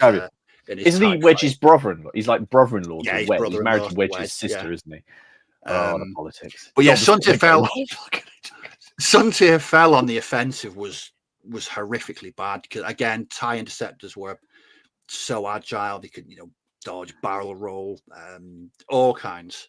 But my dice rolling with it was horrific. But yeah, it was really good. And what it's done, when I was preparing for this earlier tonight, I actually got so nostalgic. I messaged my mate and said, we're starting to play X-Wing again, first edition. Yeah. Bollocks to the errata. We're just going to play it straight out the box. Have you played the new edition? Have you tried it? No. Is there anything like I know it's that whole thing of everything changed? Well, all the cards, but is there actually anything rules wise that changed, or is it still I think the same? I saw there was one about being reinforced. Now I don't think we really had that in first edition. But I think all they collectively just all the errata and the FAQ that had been over the years, and just released the new version. But it was the fact that you had to fork out for new decks of cards just to play. And I was like, I'm not doing that. I've spent a small fortune as is on this game anyway. All right. So what? Okay. If there was room, or if there, let's put it on that. Tudor bar. Yeah. Oh God, yeah, the Tudor bar would be good. Just doing a Tudor bar after some of the bigger games are finished. The only thing you need you don't even need a cloth race. You can put X-Wing on anything. We took X-Wing with us to work, and we used to play it in the sight hut. But it was at break time, or it was peeing down. We just bought one of those starter sets, and it lived in the van. So we were playing X. Maybe I should reintroduce something like that. I don't know. It's great the amount of people in the chat who liked X-Wing first edition. what I never understand, that it was, for me, it was a perfect game. It was just, well, one, it was Star Wars. Two, it was Star Wars ships. I don't need to go on. I really don't need to go on that. It just, but the rules were simple to learn. I know it's a tale I always tell about X-Wing, is that my brother, he's not a gamer. He's not a war gamer. He likes Star Wars, but he's not in any way a war gamer. And I took X-Wing round to his one Friday night, and we'd been playing for 15 minutes, and he jumped on his phone and ordered the core game straight away. And then he's been teaching his little boy how to play it as well. That's so awesome. It's just one of those games that as soon as you start playing it, you just enjoy it. It's just a great game. I just find it hilarious when you put down the movement dials and then you end up smashing into each other because you're trying to predict what each other are going to do, or someone just ends up flying off the table, at which point it's all it's over. And that's always good. It's another the game. It's similar and probably borrows mechanics a bit from it. Is it Wings of Glory? Oh yeah, definitely. Yeah. It's the World War one, but you pick your maneuvers and your actions free in advance, so you pick your free actions. But if the enemy damages you, what I really like about it is you draw your damage cards and you look underneath them to see what the damage is, and you've got to be honest in the game. So it could be they knock out one of your rudders and that, so you can only make left-hand turns, and you'll be watching going, why is this plane only going in circles? So it requires you to be a bit honest, which I really liked. That's a great mechanic. And again, another great mechanic with X-Wing was the damage decks. Yeah. You could just annihilate someone. Yeah, once you'd knackered, so you'd taken someone's shields down, it was like, oh yes, going in for the kill now. And critical hits, and it was just a great game and so many memories for me. So what I'm going to do tomorrow is, my stuff is all over the place, so I'm going to dig it all out, and it's going back together, and we're playing. Did you repaint any of it? The only ship I painted was that I put damage on my Millennium Falcon, and I repainted one of my B-wings to make it different from the other three. Or the other two, rather. Okay. But the rest of them, that was the beauty as well, is that you could buy it and get home and have it on the table within 10 minutes, because that's definitely straight away up Dom's alley, straight away. Yeah, I saw some amazing paint jobs that people did with like engines. People had LEDs fitted into them and stuff like that. It was Steph says that Steve's getting the band back together. I am. I'm going to try and get my brother involved in it again. I've got another mate. You're going to cause something. Everyone in the chat is going to be like, well, I'll say everyone, not everyone. I mean, if you've never played it, I'm pretty sure you can probably get on eBay or some other place, first edition, cards and ships and stuff like that. Give it a go. Mine kicking around. It's brilliant. We used to play most weekends, and on a Sunday, you're gonna get round here. I'd stick on the Star Wars original soundtrack, and you play 3, 4, 5 games of X-Wing, and it was just a wonderful game, wonderful time, and enjoyed every minute. And I used to go to tournaments as well. That's how much I loved it. Wow. Okay, Tom. What is it about us as gamers that we love something like this? I mean, here you talk about it, and I can think of probably about 4 or 5 rule sets that I can think of the same thing. I used to absolutely adore. Then they bought a new version, and we all drop them. Yeah. And then moan the fact they're not as good as the ones that we dropped. Why do we do that? But we don't. We always do it. And mine is similar. There's 2 really that come to mind on this building. And I've talked about this before on the stream, so apologies. But I mean, back in the day, I used to spend, before I even properly wargamed, I would sit and build armies out of points of whatever it was. It was Bruce Quarry back in the day, army list, and I'd match them up to a campaign in a Napoleonic campaign and optimize exactly how I wanted to be and what have you. But then when I got into competition gaming, talked about it earlier with the Indian army that I hadn't played with for years and years and years, and part of the nostalgia of getting it back out on the table again is from those days of loving using it. Now this was an absolute, it was a nasty army to fight. How historically accurate. So the Indian armies that went up against Alexander, bear in mind they were beaten by him every single time.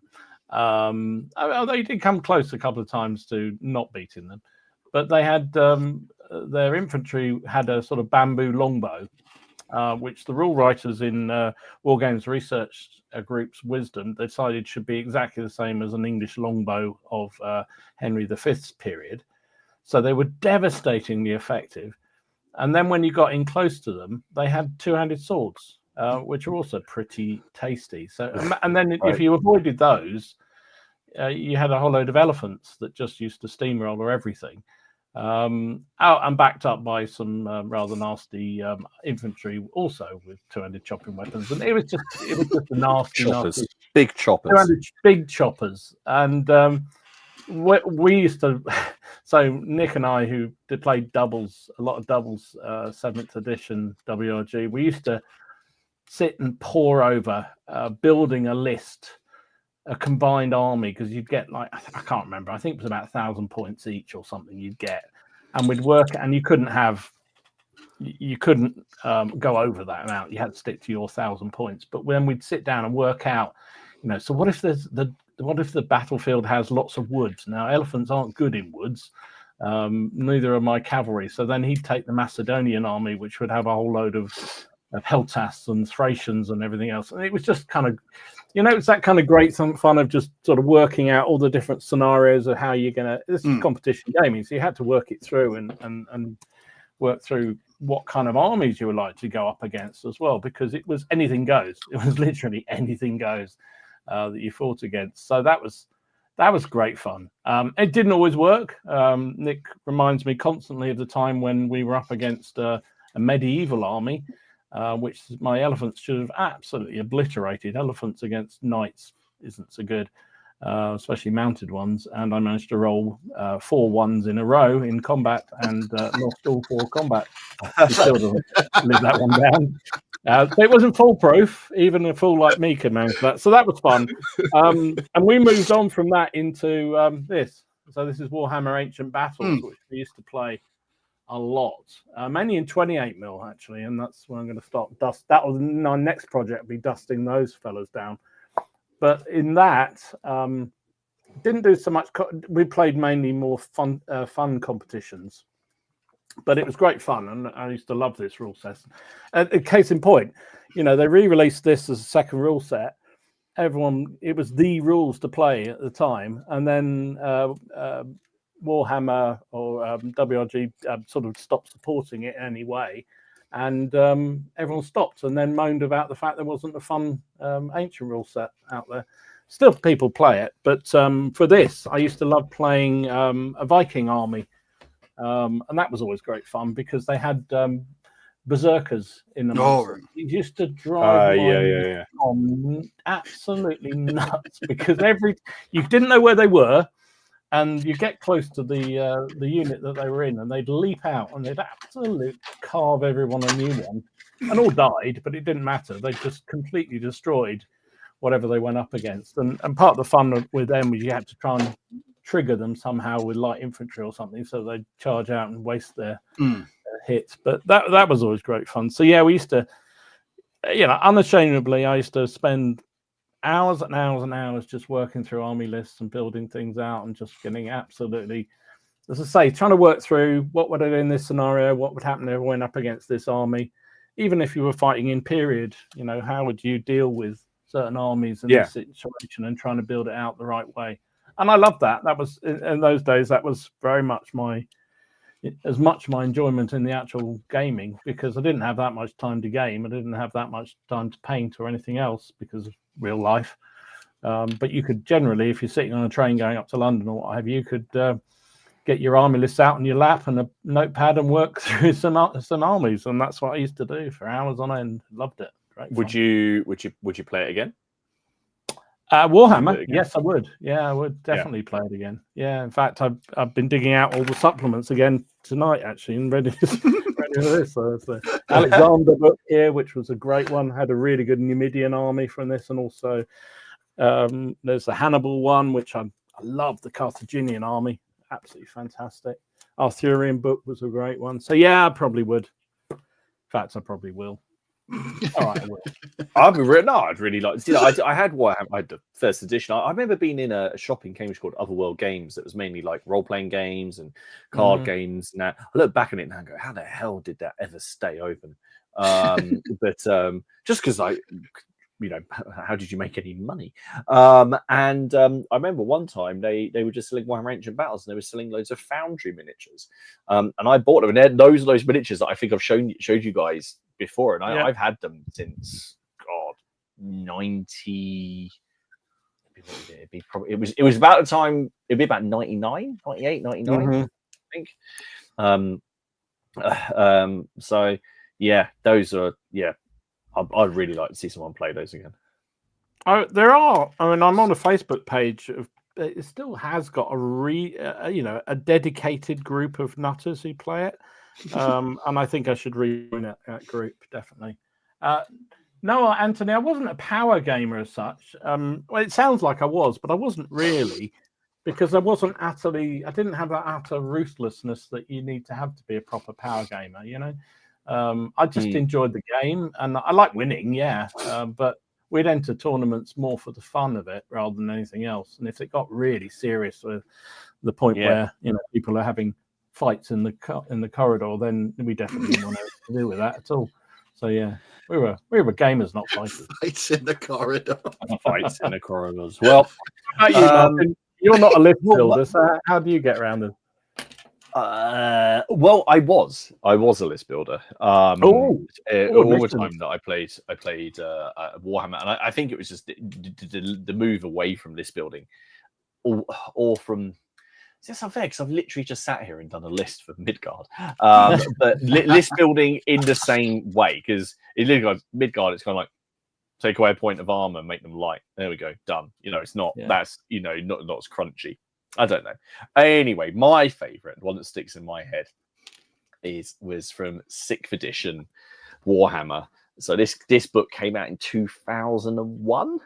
So this was my best loved Dark Elf army, the best edition of Dark Elves before they started getting all these stupid sort of sub cults and all these kind of like things. You had like witch elves, you had blackguard, you had executioners, and it was all just Dark Elves before it started sort of getting subdivided. And so I had Dark Elves, my friend had orcs and dwarves, another friend, actually a lot of people had dwarves now, I come to think about it, because the gun line was always really popular. Another friend had undead and chaos. So, and Dark Elves were just so incredibly flimsy, and I would get the stuffing kicked out of me very regularly. And it was with this edition that they really started, as I remember, to sort of hone the assassin rules.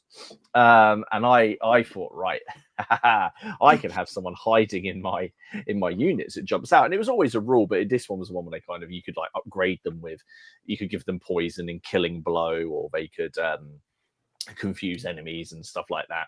And I loved it. So I created because we used to generally play about 2,500 to 3,000 points roughly for a game, and my list basically consisted of get glass cannon, get the units as close as possible, and release the assassins. It was almost, I might have done better playing as orcs and having those goblin the fanatics in there. I essentially did that, but with elves and assassins. And what I lived in hope of was they're going to attack the unit with the assassin in it. That the general is going to charge a unit, because the assassin had like a cool rule of always strikes first, which before they nerfed how that worked, that mainly meant they did get to strike first. And then you get charged, and you could off the enemy commander before they got a chance to do anything. So I built this whole list out, and I had loads of spearmen, loads of crossbows. I don't know if you remember, Steve, but Dark Elf crossbows, there was a repeater crossbow, so it was double shots. And so rubbish strength, but just a hail of arrows, hoping it would do something. And then these came out, which were the Dark Elf executioners. And I fell in love with these. And these back in the day, and I don't know how they play now, were shit, but they look amazing, right? They're basically just elves with heavy armor and a killing blow ability. So they had a 5+ save. I remember this. They had toughness 3 and a 5+ save. So most of the time they were dead before they even got near anything in order to be able to kill it. Did you say toughness 3? Yeah, well, the whole elf army, except for possibly the general, if you had a toughness of 3, strength 3, toughness 3. If you maybe had a couple that would have strength 4. It was toughness 3 was the thing. So yeah, everything would. Excuse me, would sir, die. is that good? Very good. No. No. No, it is. Sorry, I'm asking out of interest.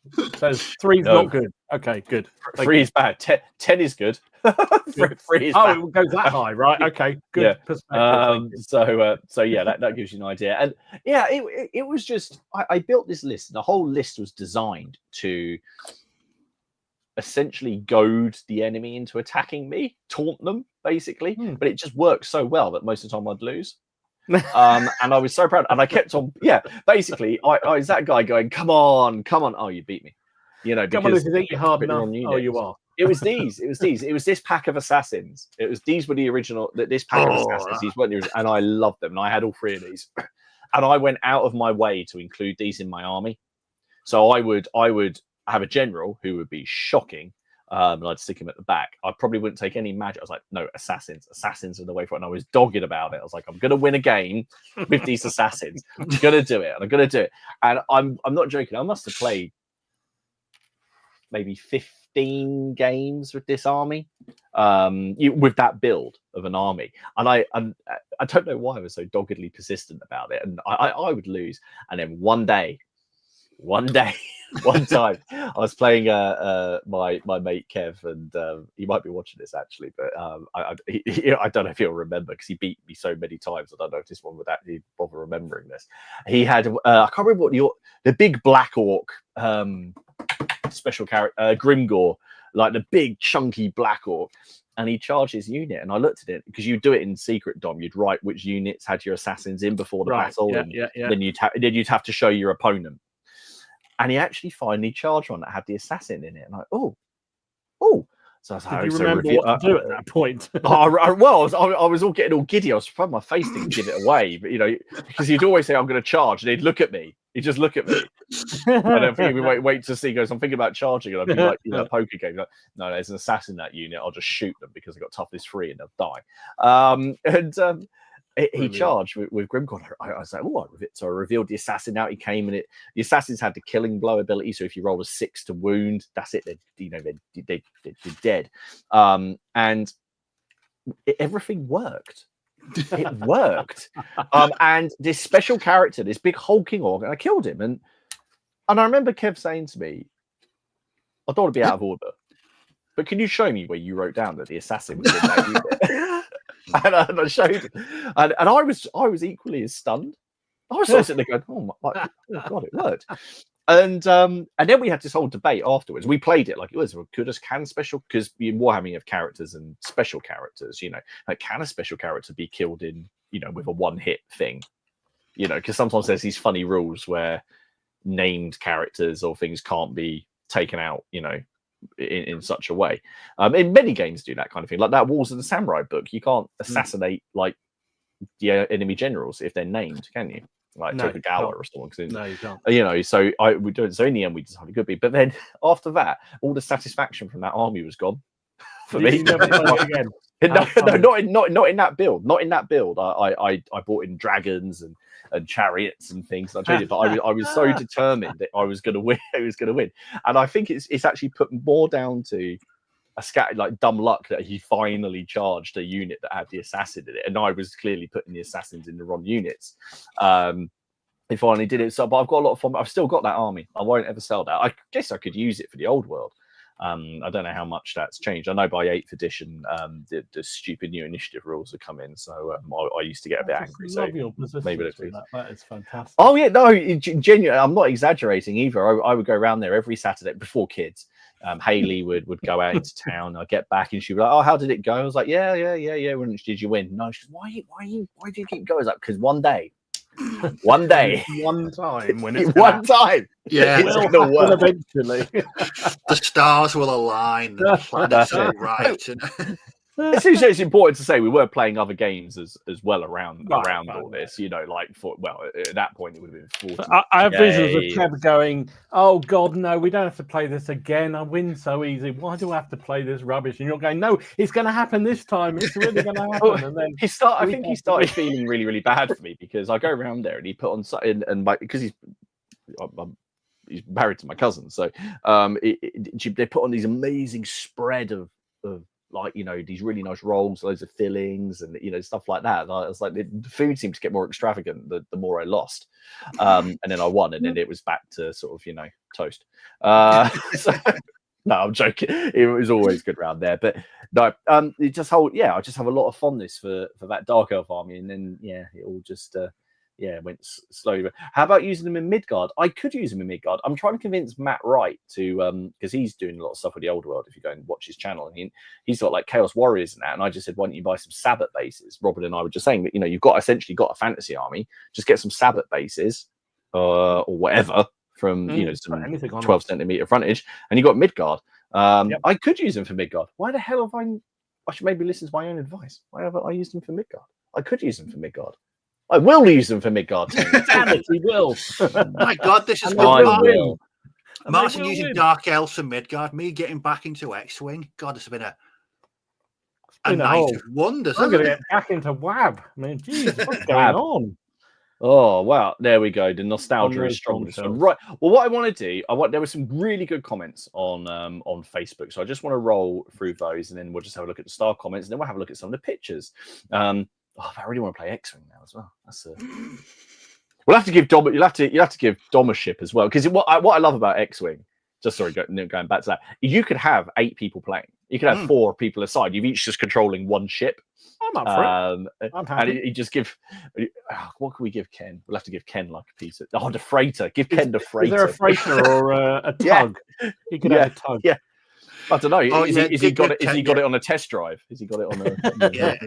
Can imagine Ken the blockade runner. Yeah, I was just taking it out for the test drive, and Darth Vader showed up. Can I have a refund, please? Right.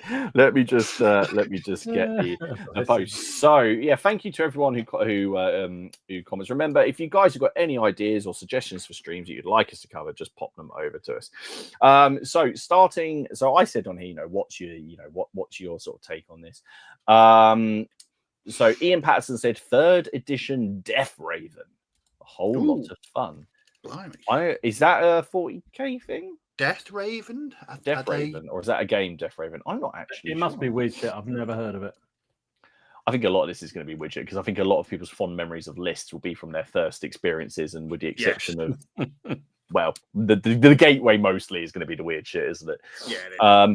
Probably. So Jonathan put, I can't actually remember the last time I built an army around an army list. I'm into historicals or historically plausible. That's a good way of putting it. Scenario-driven games these days, with army composition driven by the scenario. No, I am as well. Absolutely. That's how I do my gaming now. I might do, if I went back and played, like a Warhammer 6th edition game now and created an army list, I'd probably find it excruciating.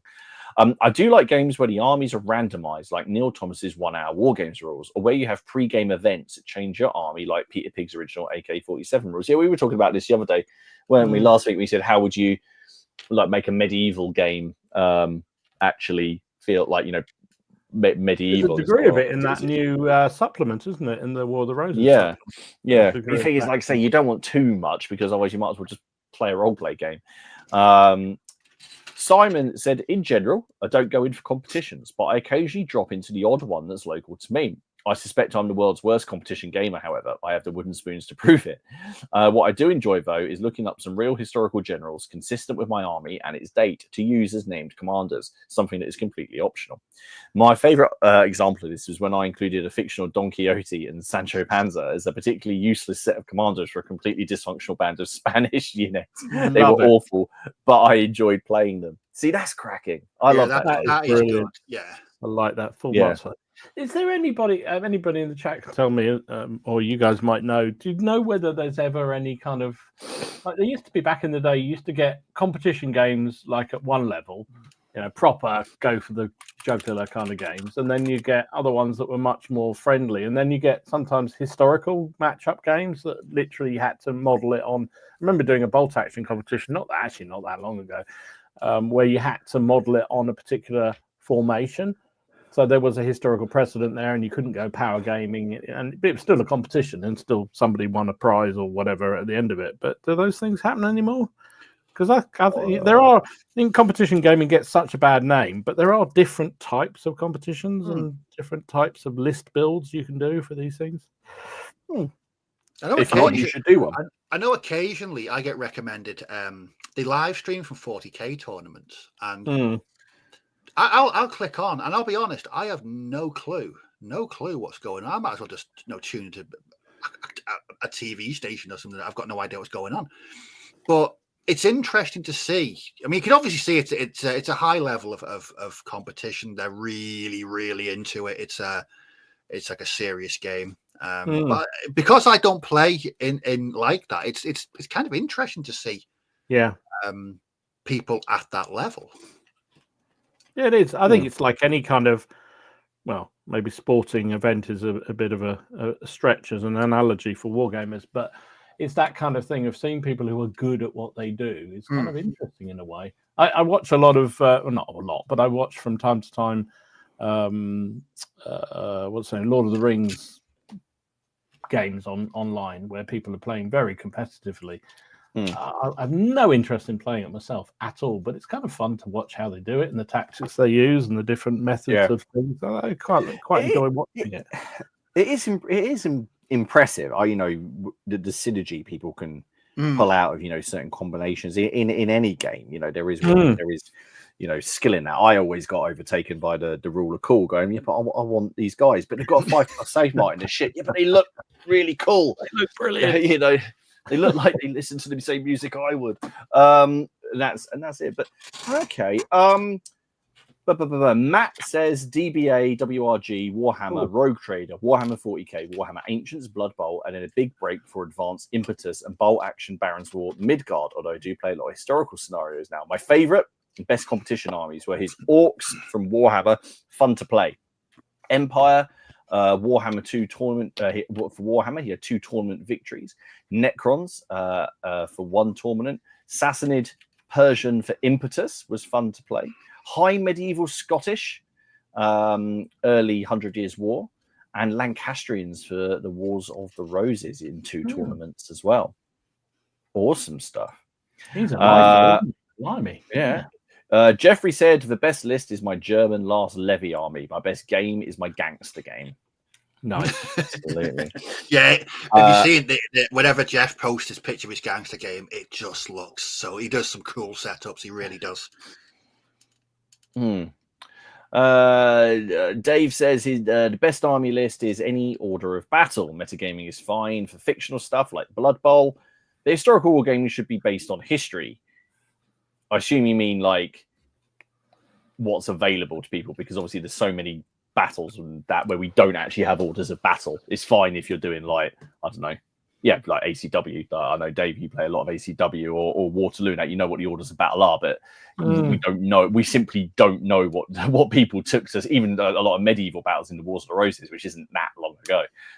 It's only assumed because the numbers are all over the place, and certainly by the time you get back to like Alexander and things like that. I think I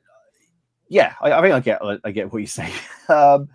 Robert says, as a kid, I spent far too long list building for 40k and Warmaster and Warhammer Ancient Battles. Warmaster cavalry heavy list ruled the battlefield, but I never enjoyed running them. My WAB British barbarian list that had a big blocks of warriors, fanatics led by a druid, chariots on the flanks, and swarms of slingers and javelin men, which skirmished for 1 turn, made a token effort to maneuver, and then just charged headlong, brought me historically accurate results. It worked once, and the rest of the time they ran away and were slaughtered. I feel you. See, great fun to win. Great fun. Win to loss ratio be damned. Absolutely. I always remember, I don't know if you guys have seen Watch Futurama. remember one of the first episodes that came out, and they meet Zap Brannigan, you know, the Captain Kirk ripoff, and he leads this attack, and he throws all of his ships. They all attack these aliens, and they're all getting massacred. And it just cuts to him, and he just shouts, "Stop exploding, you cowards!" That's all I can think of in games like that. Matt says, Carl Burke says the one list I really remember was from years ago when I played in competitions.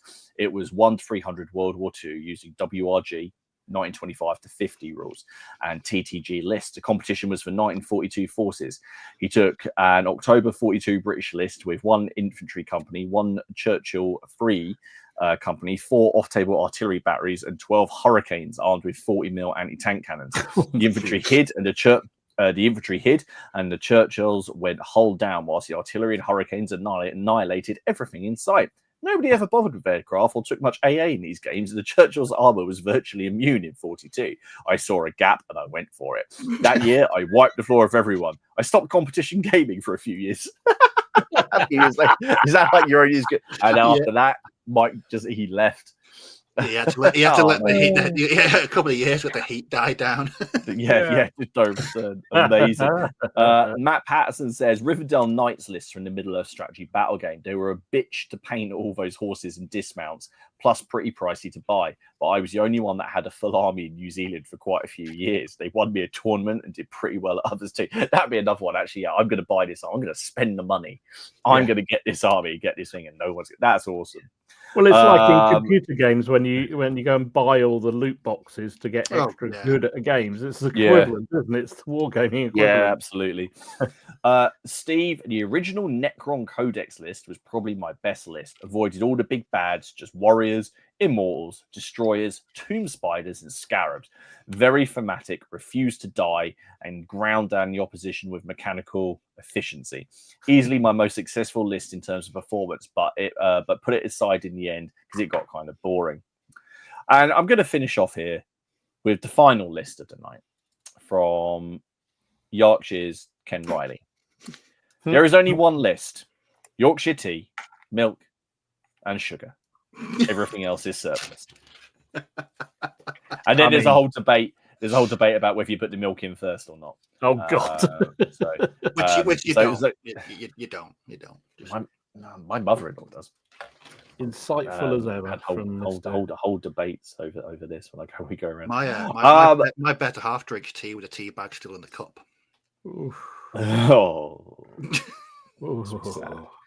Let's have a look at the starred comments. So, friends of General Haig never try to fight Age of Arthur versus Shield Wall armies under WAB. My Arthurians were stonked every time. Yeah, I remember we used to try and mix those two up. In theory, they should work, but it never did. Yeah, never did. Colin, I remember Wings of Glory. We stepped it up to 1/72nd scale. I still have a massive Russian bomber at my dad's house. I quit the project after trying to hand paint it red at 15 years old. Wings of Glory was a good game, actually. I used to quite where are we? Carl Burks. Dom, don't forget clipping a unit with your chariots so they only fought with 2 figures. I never did that, Carl. Never.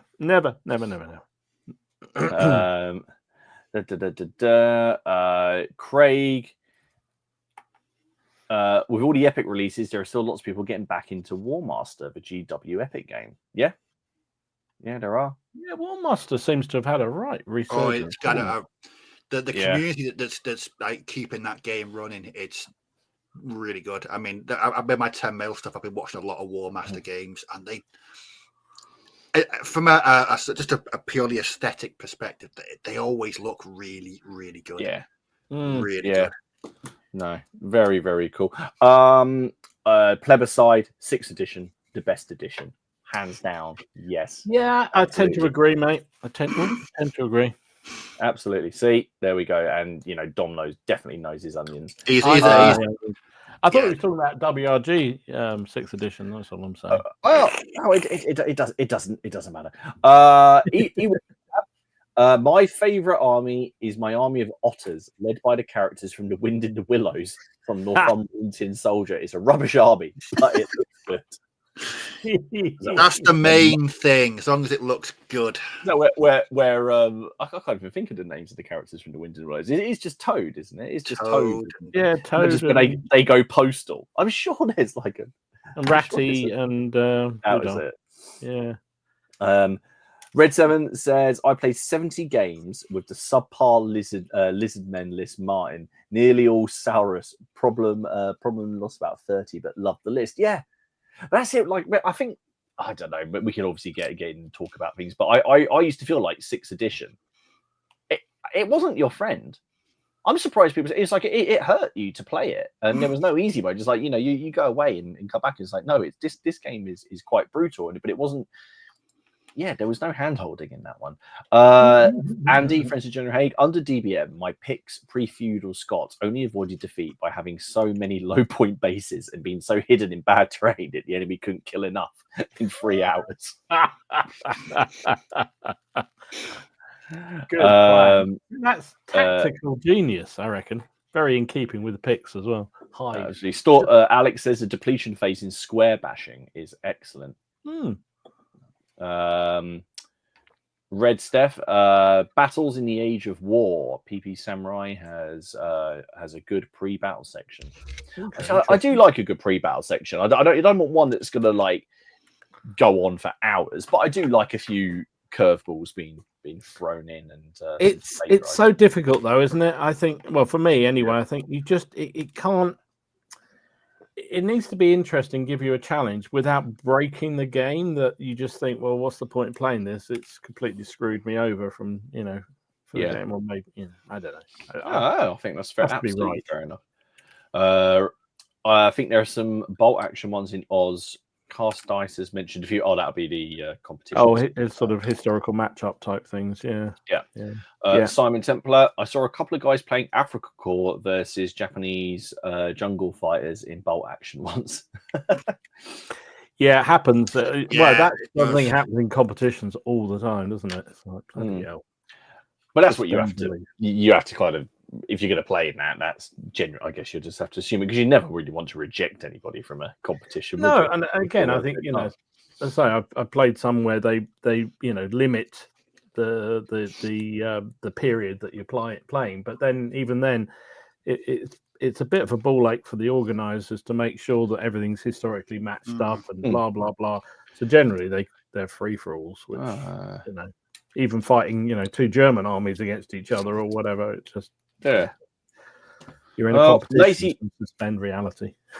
Yeah, lazy pirate painting in the Kings of War community. Because I didn't know you were into Kings of War, mate. No, I didn't. In the last few years, in the Kings of War community, we have a real mix of competitions: hardcore, master styles, fun events with random scenarios, and models plus doubles and team events. To be fair, I'm in the Kings of War group, and I got to say, the tournament stuff always looks really fun. In those ones, I see it across various groups, and obviously, again, I know I'm going to get a load of flack for this. But you do see certain photos of tournaments, and I don't know how you guys feel. You kind of look at them, and you're like, that doesn't look like anyone's having much fun.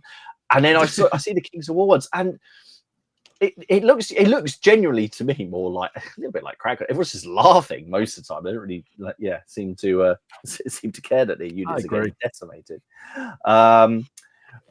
Kevin has just said, good evening, chaps. Baron's War, what do you think of it? I don't know. Let you know when I played it. I enjoyed the demos I was sort of watching and Salute, and I've read the rule book and I'm vaguely aware of how it works, but it's different to playing it, isn't it? But as long as it's got plate armor, a surcoat, and speaks French and is walking around in England, I'm generally happy. Colin, does anyone know if there are any pre-battle section in Bloody Barons? I'm not sure. Don't know. Not my put it out to the group. If not, post up in the Facebook group. I'm sure if someone has it, they'll let you know. Andy has no favorite army list because they all lose. And I'll finish on this one. Jamie M, my favorite army in my Nicofarian Byzantine scratch-built camp with Greek fire throwers modelled on fragile as hell and usually fall to pieces under enemy fire or my own generalship. Good. That's the best thing, isn't it? I mean, yeah, that's just I like that. That's brilliant. Absolutely brutal. Well, let's finish. That's been an awesome chat tonight. I feel like we've covered loads, absolutely loads. Let's roll through. I did pick up some pictures from the group. So as always, down below you'll find a link to the Facebook group. Click on that. You're going to find some gateway questions that we monitor, and we've had some wrong uns recently. Quite a lot. Steve dropped the banhammer. He did. The other day. It's because I saw that a reported post, and I was in the middle of a nice bottle of wine and watching a film, but I couldn't let it lie. Please, just hawk your wares somewhere else. Yes, It's literally the virtual equivalent of a Ratley tin. We don't want it in the group. We just don't. It's not a sales group. It never will be. And posts like that will be dealt with. Set the management on you. Yeah, there you go. You had it.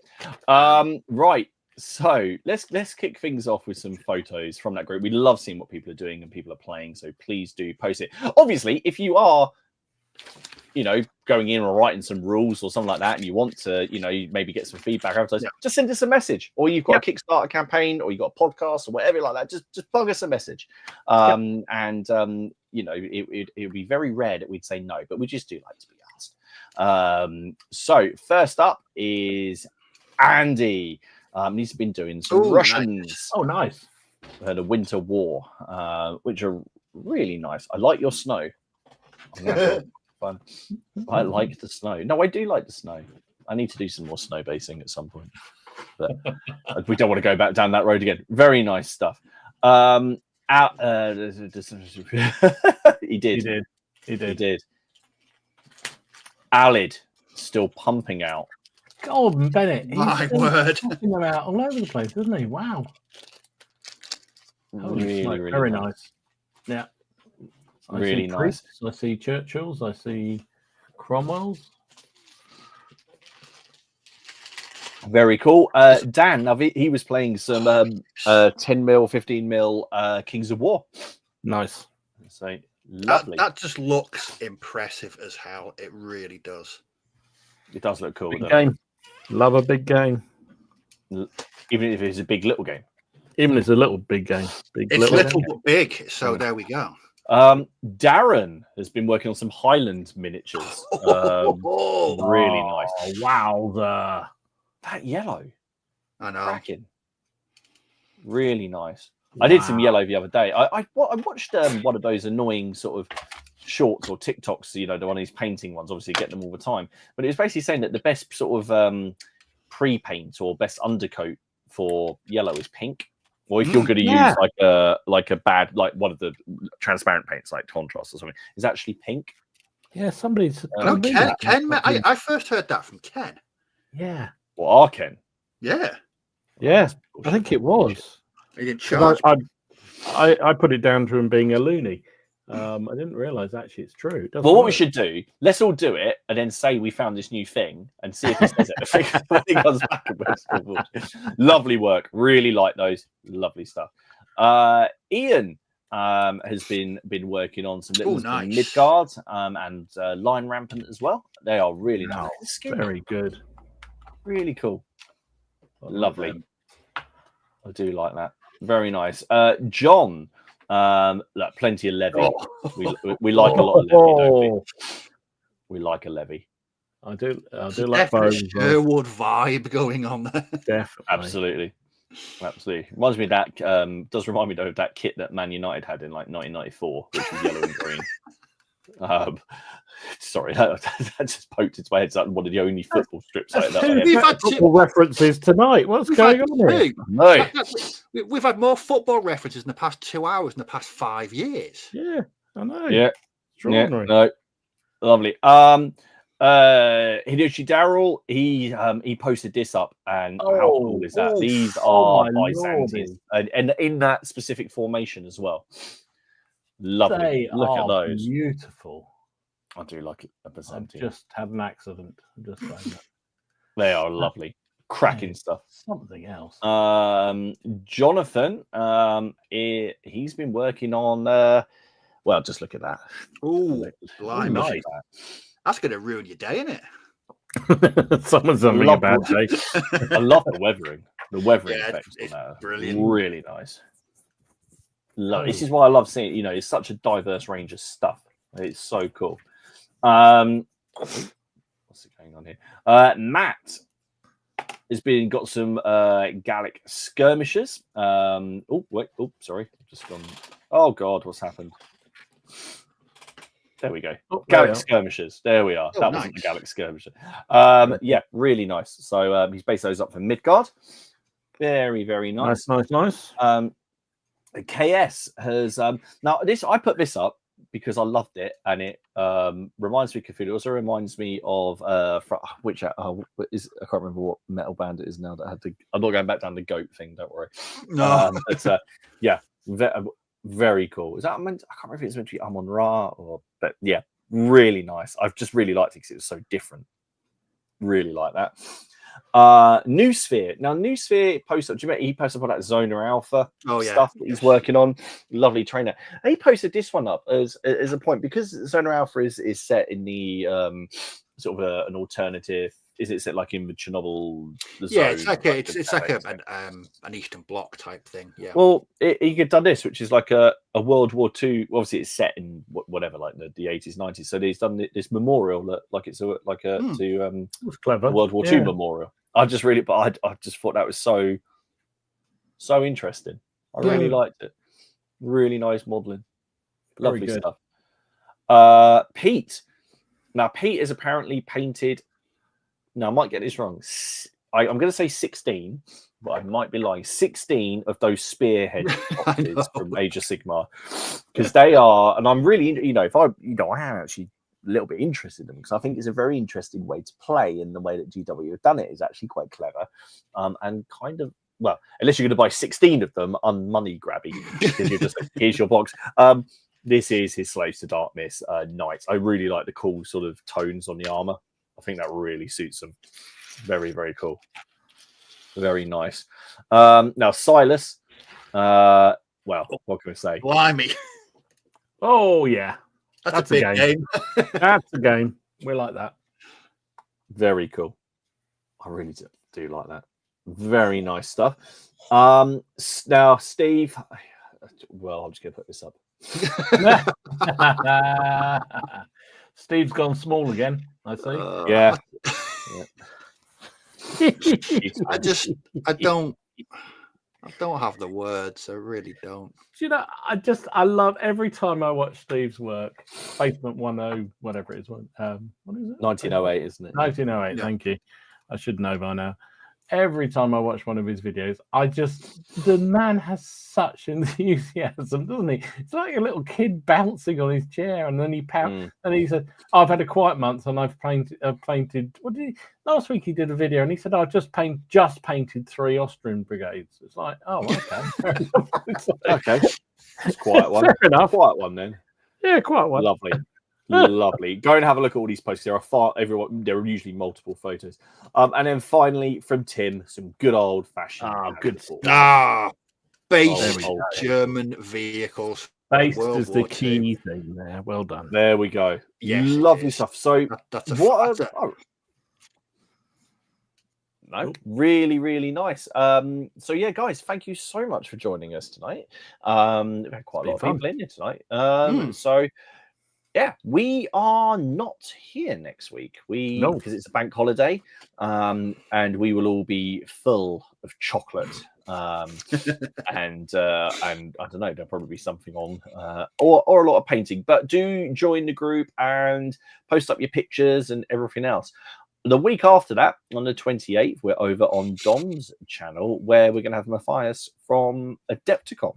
Is going to be joining us to have a chat about things over there. And we have a whole roster of people lined up for the next 4 months. So we space them out a little bit. But yeah, there should be quite a few people coming on. So thank you to everyone who sent suggestions in previously and through the survey. But yeah, we're really looking forward to it. So anyway, thank you for spending your time with us. Thank you for watching on the replay. Remember to go to Boards and Swords. Remember to click all our click all our bits and bobs, but that's not I will fight to my dying breath. You're not touching my bobs. You can touch my bits, no problem, but not my bobs. Not your bobs. No. Oh God. Well, what else? Well, I don't think anything else needs. Don't know where to go with now. No, not really. We'll end it on that one, guys. Stay safe. Have a lovely. Have a great Easter, everyone. And we'll see you in a couple of weeks. Take care of yourselves. Everybody. Bye. Bye. Bye.